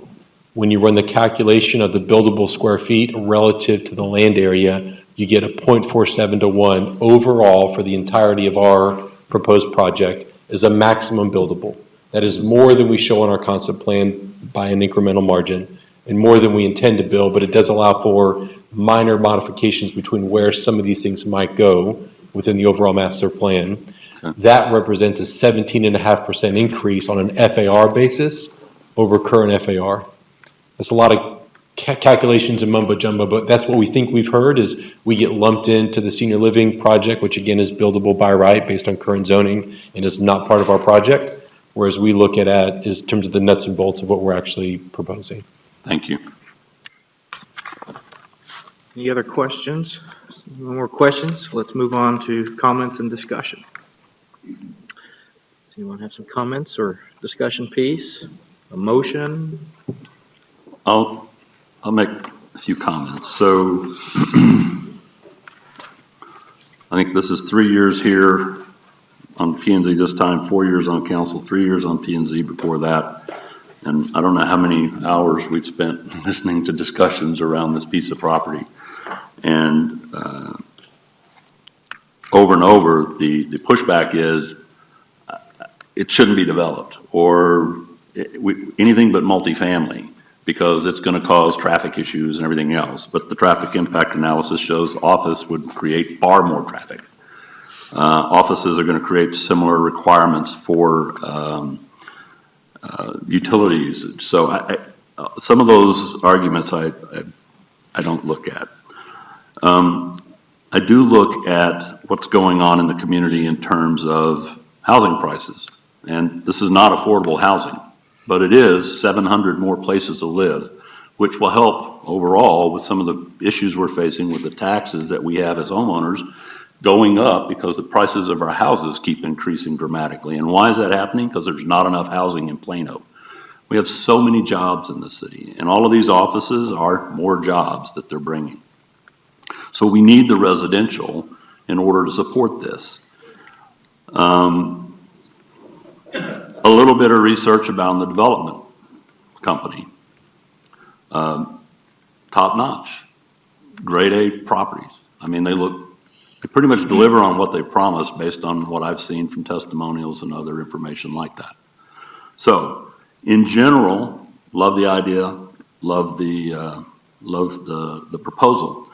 Two issues that are really almost deal killers for me, and I really want to hear that the developer has a solution for it. One is, that's not a neighborhood park for Avignon. No way. It's way too hard to get to it. It ought to be built in the middle of Avignon. But if you can't do that, you're going to have to figure out a way to make it so a kid on his bike can get from the house to the park with mom walking alongside him without having to cross multiple roads and everything else. I mean, it's disingenuous to call it a neighborhood park based on the way it's laid out and designed right now. Again, to me, that's kind of a deal killer. The other would be the parking garages, because it's been mentioned it's a football field. I know I've been down on the turf at Cowboy Stadium, and I remember thinking, wow, I could almost throw a football the length of this field. Now, could I? Maybe if I wanted to throw out my shoulder or something else, but it's just not that far. And so every single thing that can be done to shield that, and in particular was brought up, if you live in those houses along that wall, and you're on the second floor in your bedroom, or that's where your movie watching room's at, or that's just where you have your nice balcony looking out on now what's pristine farmland, and you've got cars turning on those parking garages, and you don't have walls built high enough, at least at a minimum, to block headlights, you're going to get it. So I'd love to see something there. I think there's an opportunity here, and you could use a combination of green screen, living screen. I'm sure they would prefer really mature trees planted, probably red oaks or something that gives them a nice fall color to look at. But Those are really my two issues, but overall, I think it's a nice project. I heard a button. Commissioner Stone? Yes, Commissioner Downs has zeroed in on the very two items that I have a concern with, particularly the wall of these 4 parking garages that are going to run on the north side of the thoroughfare. I'm concerned about the visual looking out from the neighborhood. I'd like to see a way to wrap the parking garages more than they are now. Perhaps change the density in the parking garage, make them lower perhaps. But I don't have a basic issue with the 700 apartment units. I don't object to that, but I can't vote for the way that it's being used tonight. The assisted living units, I think, are great. I'm concerned long-term that you're going to build a lot of office space here, and as I look around town, there's a lot of empty space right now. I hope you've got people lined up to occupy some of these. But we need to work on this wall of parking garages and find a way to give the community the park that they deserve in their neighborhood. Commissioner Samara? The issues of the park and the limited access that it provides to the adjoining neighborhood. I still have to hear from staff as to whether we're currently voting on a project that's going to include over 2,000 living units, whatever the character may be, and I'm a little surprised that we're not prepared for that number. Are we talking about 700, adding additional 700 living units to our city, or are we talking about 2,035? Because when I reviewed what we've done, and the 2,300 units already approved at Collin Creek, the 1,145 at Beacon Square, the 700 that is remained to be built at Heritage Creekside, the 345 at Legacy Square, and several others, I come up with a very big number of authorized but not built apartment rental units. And when we count in the unknown number of houses that are now currently on the market for rent in our city, we're about to turn the city of Plano into a majority rental community. So I'm very concerned about the overall global aspect of the number of apartments that we are building in this city and why we want to be approaching 50% plus in rental units for this city. It is not good for our city to be doing this.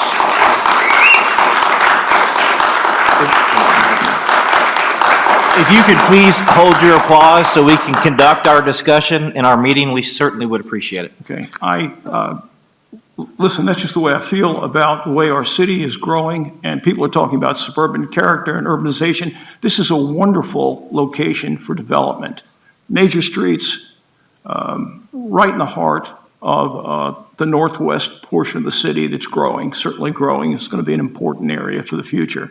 But every one of these multifamily units that we've approved over the years go through phases of maturity.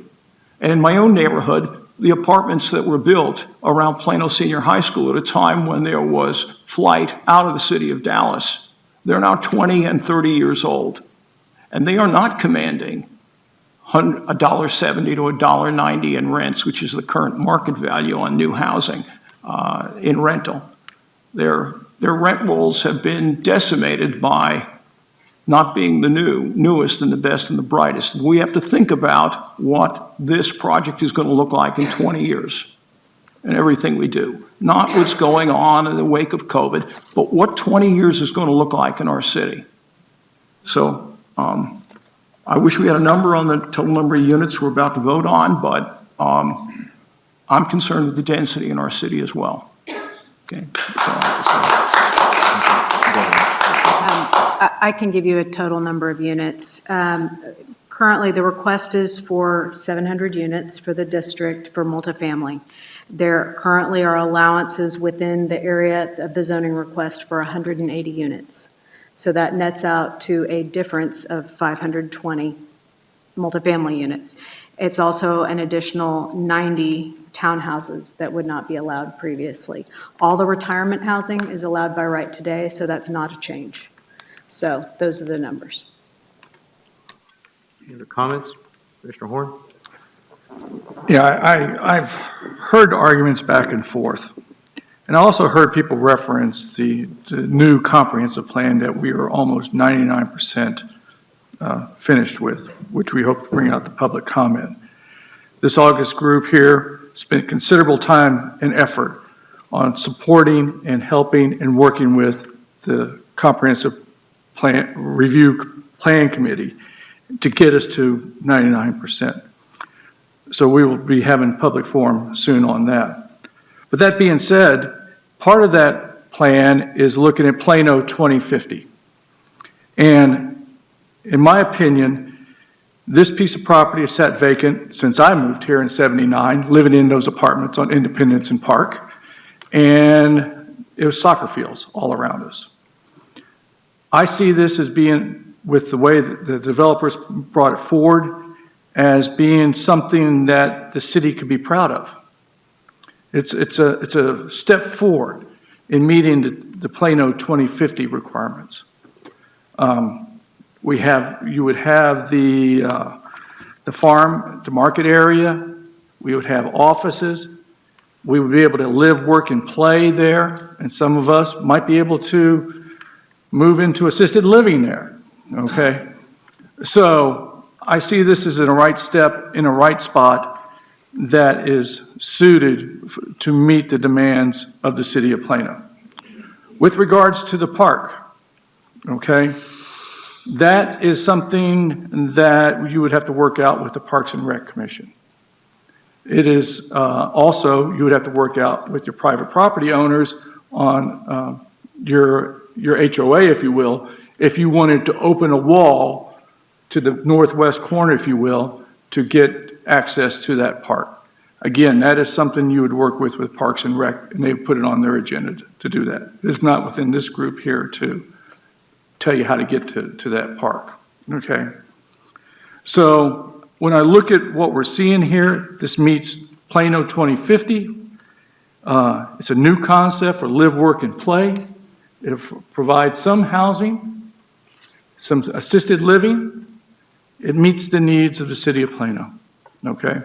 So that is my opinion. Commissioner Carey? Yeah.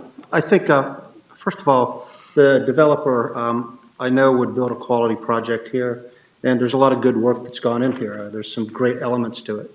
I think there's been some good comments about the park and the sight lines of this project as well. But as I look at this, what I'm troubled by is it doesn't align with the 2011 land use. It doesn't align with the 1986 plan that we're basing it on. And that causes me pause on this to wonder, why we're going to build a project that doesn't align with most of the comprehensive plans that we put in place, and maybe even including our new one. While not to be a disaligned with you because or unaligned with you because you make some great points, but I don't know that it's going to align with our new project either, our new comp plan. So it causes me pause. Mr. Gibbons. Well, I find it very interesting that we're concerned about walls 375 feet away when we're looking under power lines to look at those walls. We're looking past a water tower that's looming over this project from day one. It was there before the first house was sold. I feel like we have an amazing double standard going on here. When you look at 375 feet away, 5 stories isn't very tall. 3 stories isn't very tall. 2 stories, barely even noticeable. I would love to see trees, if that's possible. I'd love to see screening. I think that would make sense. But I feel like we're not really being honest here. So that's the first comment. The thing about the park, I agree it'd be nice if that park was easily accessible, but who developed that Avignon in the first place? And bought a house thinking they were going to have a park when it ain't possible. It's very insulated. There's no way out of it. There's no way to get into anything else without going out of it. So why are we now surprised that you got to get out of it to get to the park? So, I'm sympathetic to a lot of the things that have been said here tonight, but it doesn't feel intellectually honest. I think this is a great project.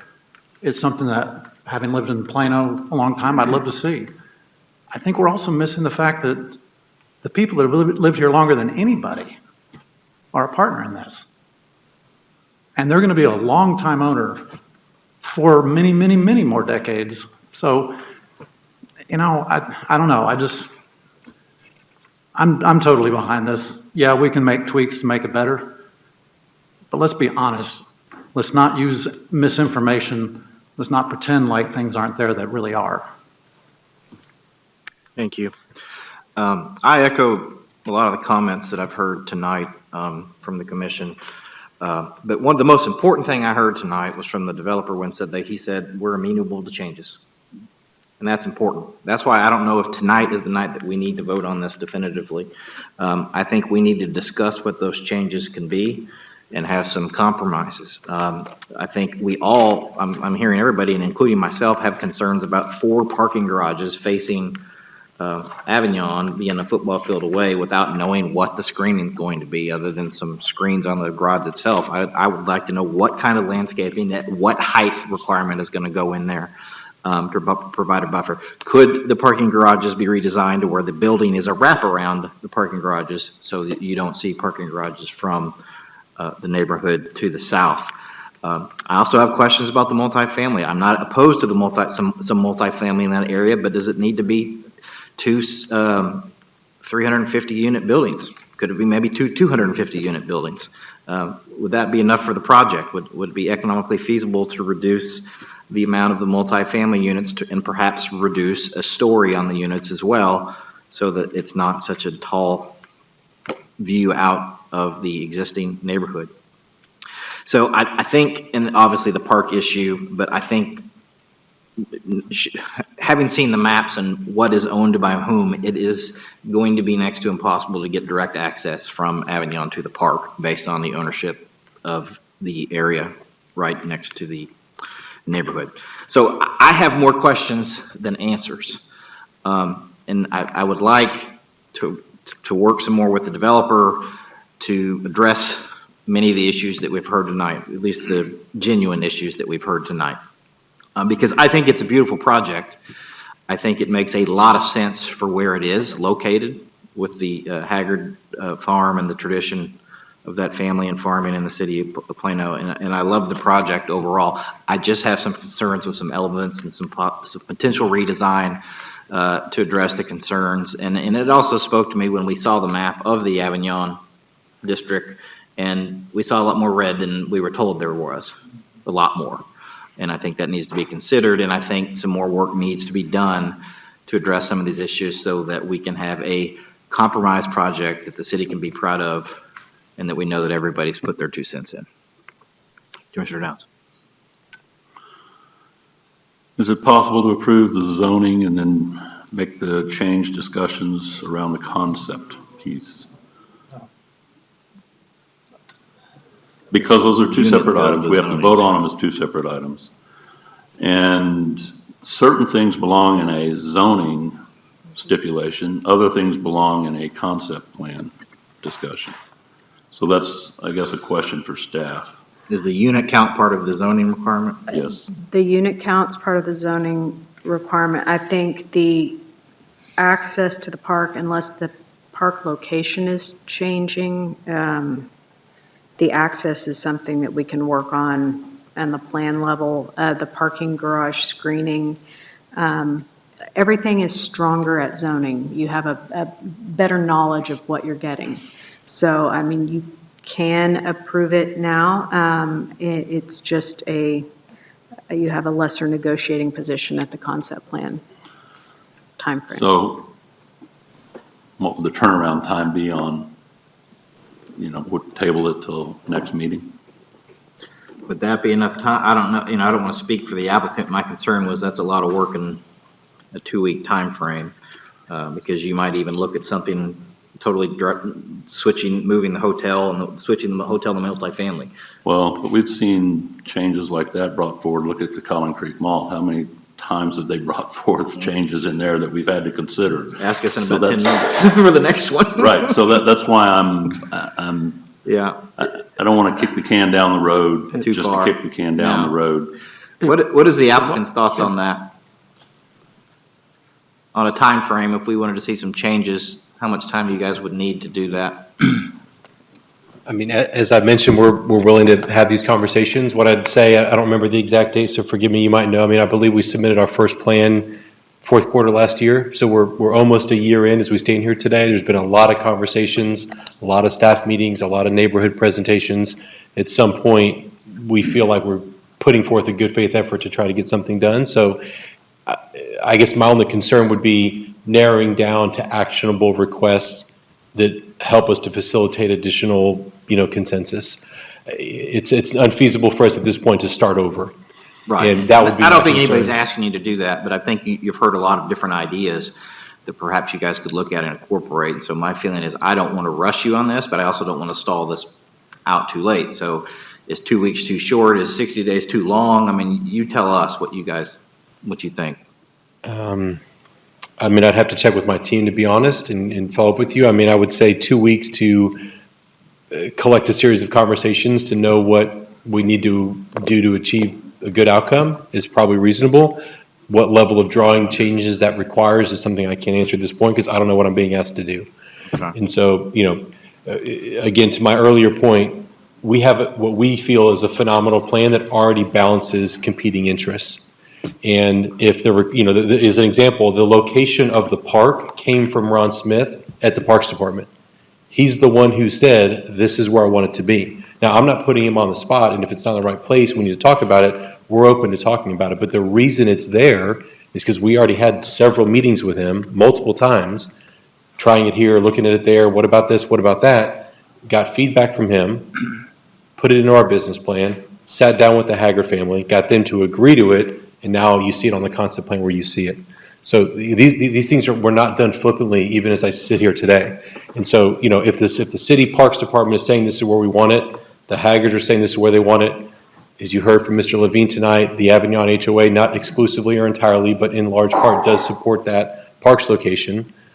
I mean, where do you It's go not so from much there? the location that concerns me as much as the access. And Mr. Chairman. I think, Mr. Chairman. Across a new street. All right. Mr. We Chairman. have to be able to you go, know that we're going to be able to cross that street. We can't cross to Yeah. Windhaven Meadows. thank you, Mr. Levine. Public comment is concluded. Commissioner Samar? I'm moved by your suggestions.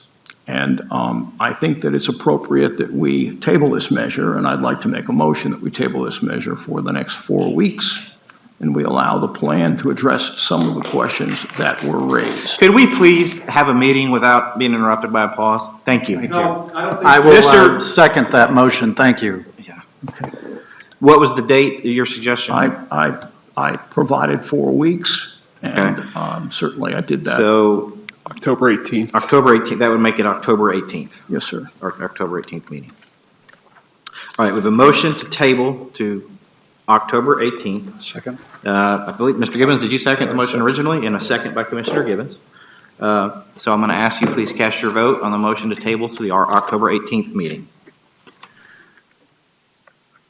And that motion carries by a vote of 6-1. This is item 1A. And on 1A. And now we would need a separate motion on 1B. Move we table item 1B to October 18th. Second. We have a motion to table agenda item 1B till October 18th by Commissioner Downs with a second by Commissioner Samara. Please cast your vote. And then agenda item 1B is tabled until October 18th as well with a vote of 7-0. Our next agenda item is agenda item number 2.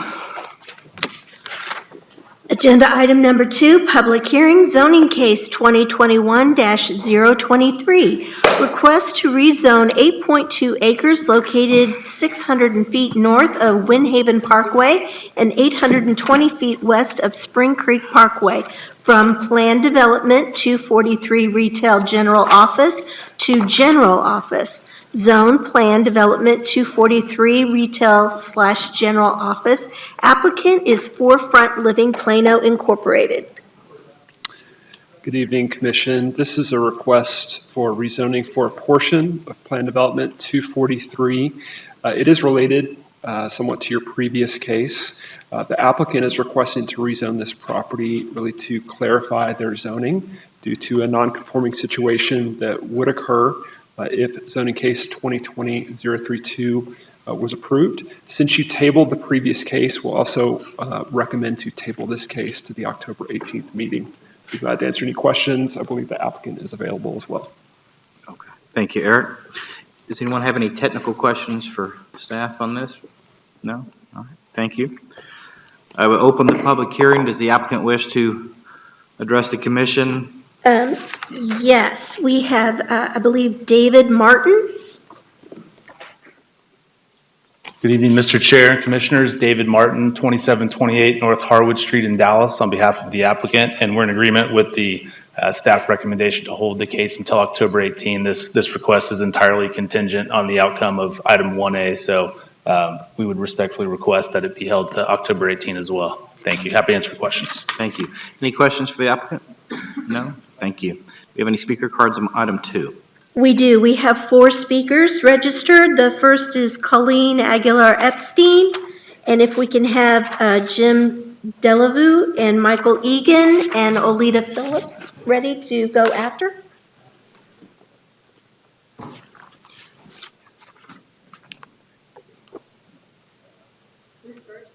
You are. Okay, so I'm confused a little bit. Didn't we just table this?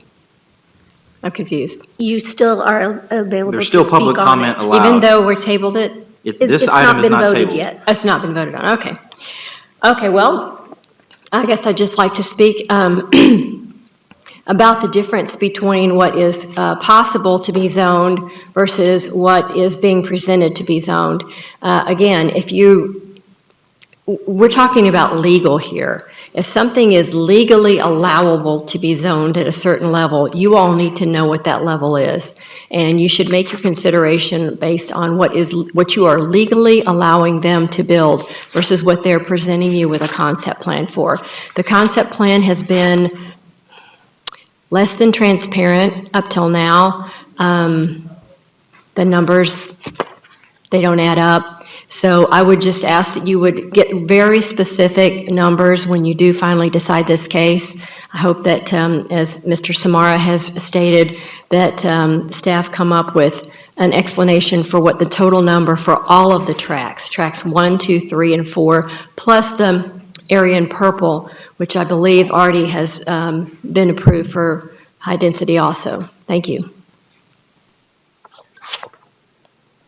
Next, we have Jim Delavoo. Yes, Jim Delavoo. I wanted to comment on this because the write-up said that it was a cleanup item. And I think it's certainly more significant than just characterizing it as a cleanup item. This area was part of PD 243. And it's all tied together. And to just call this a cleanup item, I found to be a mistake. In fact, this particular section was PSP 2020-25, where the Avignon residents were told, oh, you don't have any say in it. It already meets zoning. But what they weren't told was, no, it ties into the zoning case that we just heard. 2020-032, because they were originally part of the same PD. And this area, again, when you look at overall density, it's got a 1-to-1 density in this area. That's part of the PD 242 that was 0.4-to-1. And this is part of the confusion that was being discussed on multifamily and how many living units and so on, because there's living units in this area. So I don't think it should just be looked at as a cleanup item. In fact, I think it ought to be looked at together. And I'd have that same comment about, here we have this rezoning request on what was PD 243, and the applicant spends all his time really talking about tracks 1 and 2. We didn't even have the so-called developer of the retirement housing in this, and yet that's part of the rezoning request with the 427 assisted living units. So, when this comes back, I think they need to be tied together and tied together appropriately and not looked at as, oh, this is a minor cleanup item. Thank you. Next speaker. Michael Egan? Believe he's left. Okay. Next will be Olita Phillips.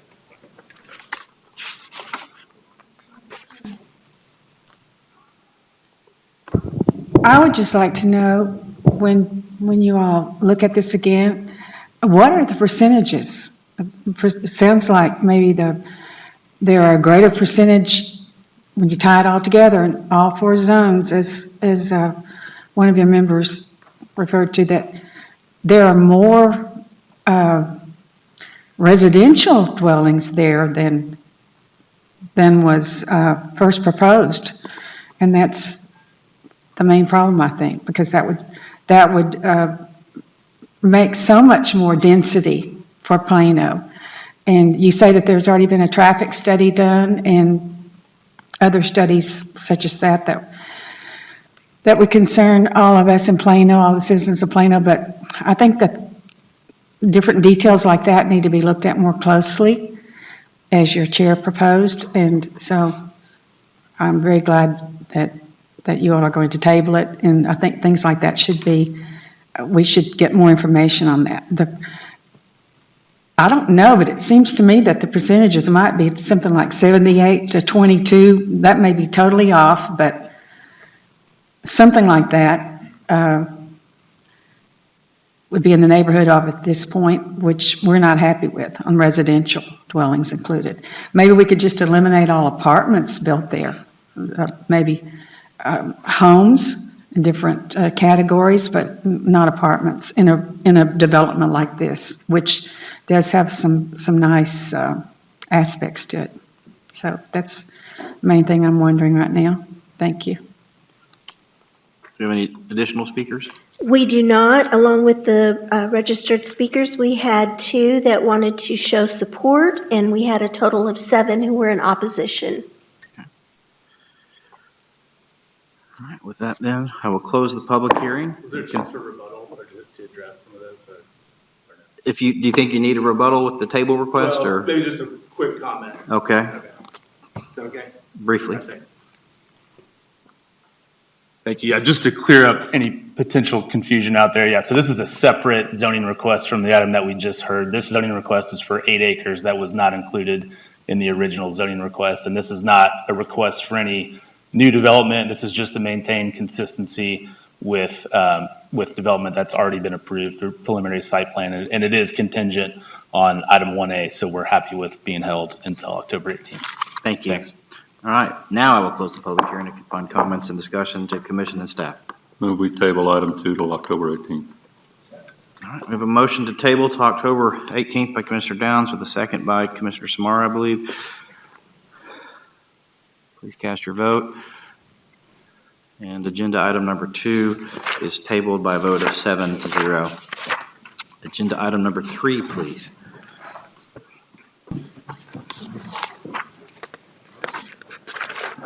Agenda item number 3 is a public hearing. Zoning case 2021-016 is a request to amend urban mixed use 3 on 103.6 acres located on the east side of Alma Drive, 760 feet south of 15th Street, to include the following major changes: modify outdoor commercial amusement locations and standards, add public storage, mini warehouse as a use allowed by specific use permit within Block S, modify usable open storage open space locations and standards, update building setback standards, modify standards related to walls and fences, update the approval process for the pattern book, adjust the length of Block S, modify the floor area ratio and lot coverage for Block Y, add a new Block AA with block length exception, and update exception language for clarity. Zoned urban mixed use.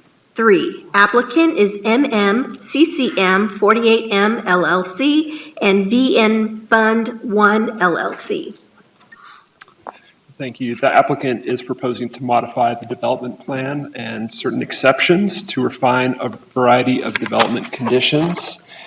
I think you all are familiar with the property, so I won't go through the history or explanation of the surrounding zoning at the moment. There's certain changes the applicant is proposing. I'm just going to list those briefly, and they're in more detail in your staff report. First, commercial amusement. Outdoor is a proposed use that's currently in blocks X and Z. With approval of a specific use permit, applicant is proposing to add this to Block S, which is the main mall block, as well as Block Y. Also subject to approval of specific use permits, with some exceptions specifically related to outdoor commercial amusement guidelines. Additionally, they're proposing a public storage mini warehouse use. This would be located again in the main mall block, Block S, but would be below the street level, approved with a specific use permit and at a maximum of 40,000 square feet only. There's some proposed building exception language that's changed.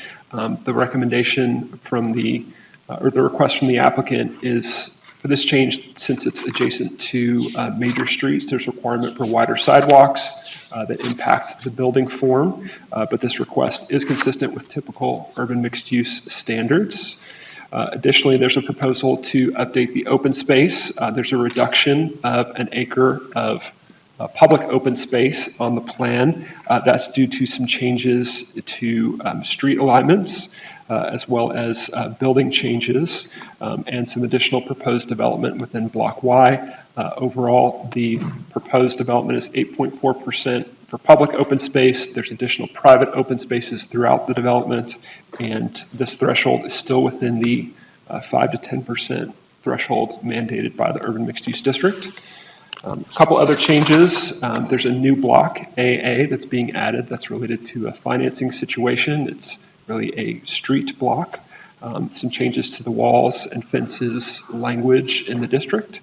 Updates to the pattern book approval language. Some clarification for Block S and some other changes, which I'd be happy to discuss in detail.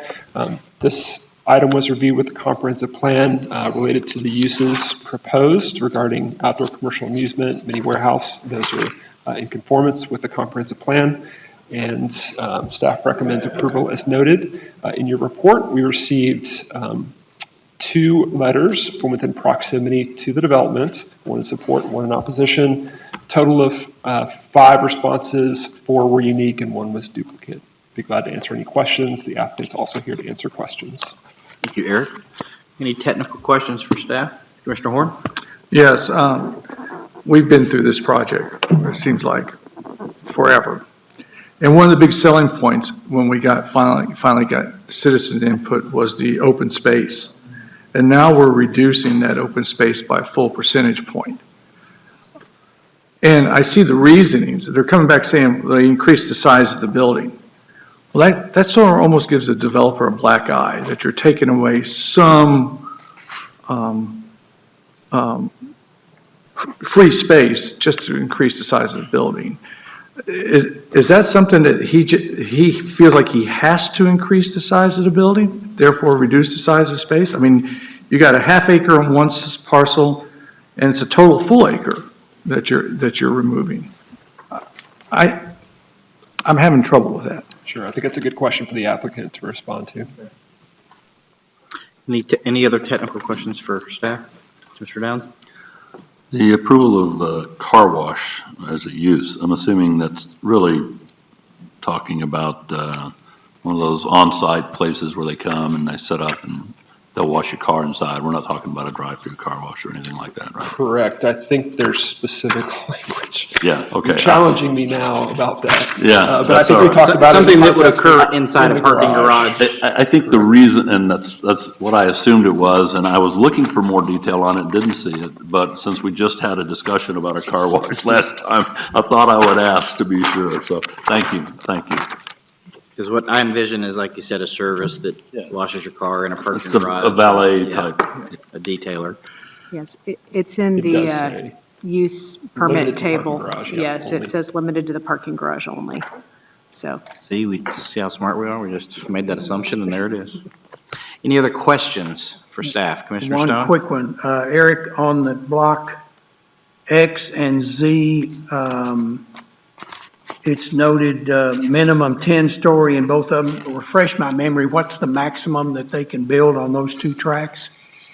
Do I remember 24?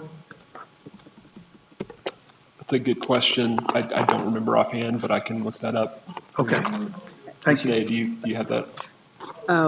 in the urban mixed-use district, yeah, I would have to look that up as Yeah, well. I'll be happy to look that up for you. Thank you. All right, with no further questions, I will go ahead and open the public hearing. Does the applicant wish to address the commission? He is available to answer any questions. Russell, I'm sorry, Mike Ziznik, is that correct? Yes.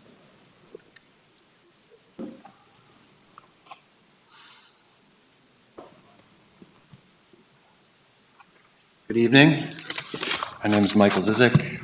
Address is 1800 Valley View Lane, Suite 400 in Farmers Branch, Texas, 75234.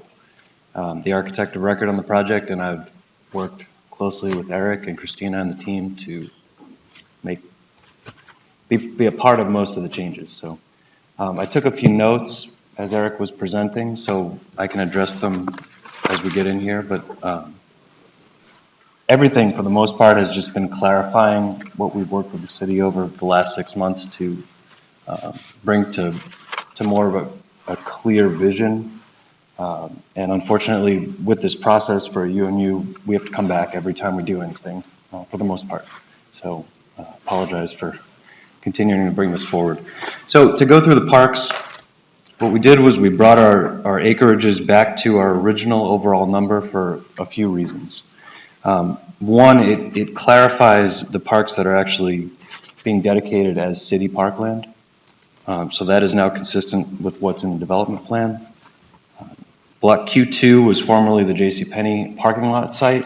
Now that it's residential, there is a road that is taking up a little bit of that acreage, which has reduced us by 1/10 of an acre on Q2.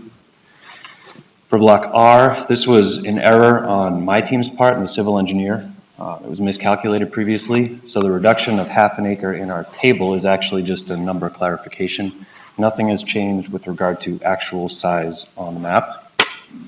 Block Y going from 4.3 to 3.9 is a result of the precise location of our culvert easement line being at an angle and that land being dedicated as parkland. So we are bringing our number back to the original approved zoning. I'd also like to just briefly point out that in addition to the power line easement open space, which is considered private open space, we're actually in excess of, I think we're up over 10 acres, but can't call that public open space because our cap is 10 acres. So there is actually more open space than what's identified in this table. X and Z's max height, I believe, is 22 stories, but we can double check. 20, okay. So, and none of that's changed from one thing to the next. Happy to answer any other questions. Thank you. I've got a question. When I first saw this, I saw public storage mini warehouse and my eyes got real big because I said, why in the heck would I want this anywhere near this project? So this is going to be underground in a parking garage, or just kind of explain that to me. So what we've done is we propose, I believe it's a maximum square footage allowed of 40,000. Our intent is to allow mostly residents to have a place to store their items, since our townhomes and our multifamily product is very dense. So what we've done is we've identified the basement levels of the garage, or sorry, of the mall. So underground levels of the mall, tucked away from the public corridors mainly. where we can provide mini storage accommodations and minimize the impact on the retail experience. So it's not visible at all, That's basically, not unless the you go intent, down no. to it? There may be a check-in counter or welcome station, but then you'd be brought downstairs out of view. Okay, that was my question. Any other questions for the applicant? Mr. Stone? Yes, I'm disappointed to see the traffic roundabout disappeared. I thought that was a great feature. I was going to encourage you to have several of them. Okay, well, But they take up a bigger footprint, I understand. So you're maximizing everything else. correct. Yeah, that was adjusted, I believe, when JCPenney changed over to townhomes. And our traffic study allowed that change. Well, I think it'd be a charming feature to have, to add a little rural character to particularly these two intersections in the center block. Okay, well, I can address. Urge you to reconsider that. Understood. To address the pedestrian character of the site, that is our main street. And as we turn up and in front of the mall proper area on Block S, we do have a few speed tables identified to keep traffic slow. We'll also have the public parkland that'll be very visible along Main Street. And I think the character of the residential in combination with commercial will provide a very unique experience. Any other questions for the applicant? No. Thank you very much. All right, thank you. Do we have any speaker cards on this item? We do not. We do have one individual that registered in support of the project. All right. Well, with that, I will close the public hearing and confine comments and discussion to the commission and staff. I move approval as submitted. Motion to approve as submitted, subject to the recommendations provided, I assume. That's exactly what I meant. All right. By Commissioner Givens with a second by Commissioner Samara. Please cast your vote for agenda item number 3. And agenda item number 3 carries with a vote of 7-0.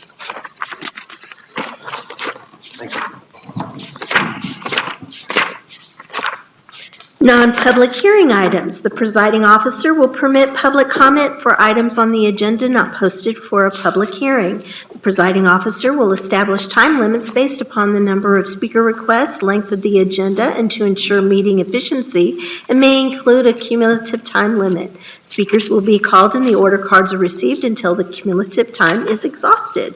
Agenda item number 4 is a review period extension request, final plat.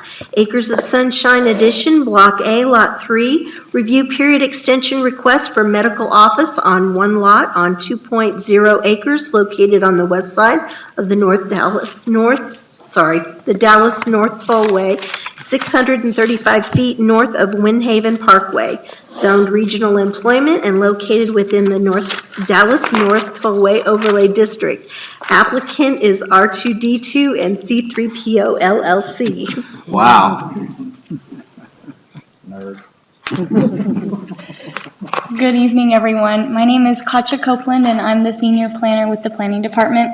The applicant of Acres of Sunshine, Block A, Lot 3, has requested a 30-day extension. With a 30-day extension, this would put them on or before the October 18th meeting, and staff recommends approval of the extension request. Thanks. Thank you. Any technical questions for staff? No? All right. Do we have any speaker cards on the item? We do not. All right. I'll confine comments to the commission and staff. Move we grant the applicant's request a 30-day extension to October 18th. A second. All right. We have a we have a motion to grant the extension by Commissioner Downs and a second by Commissioner Carey. Please cast your vote.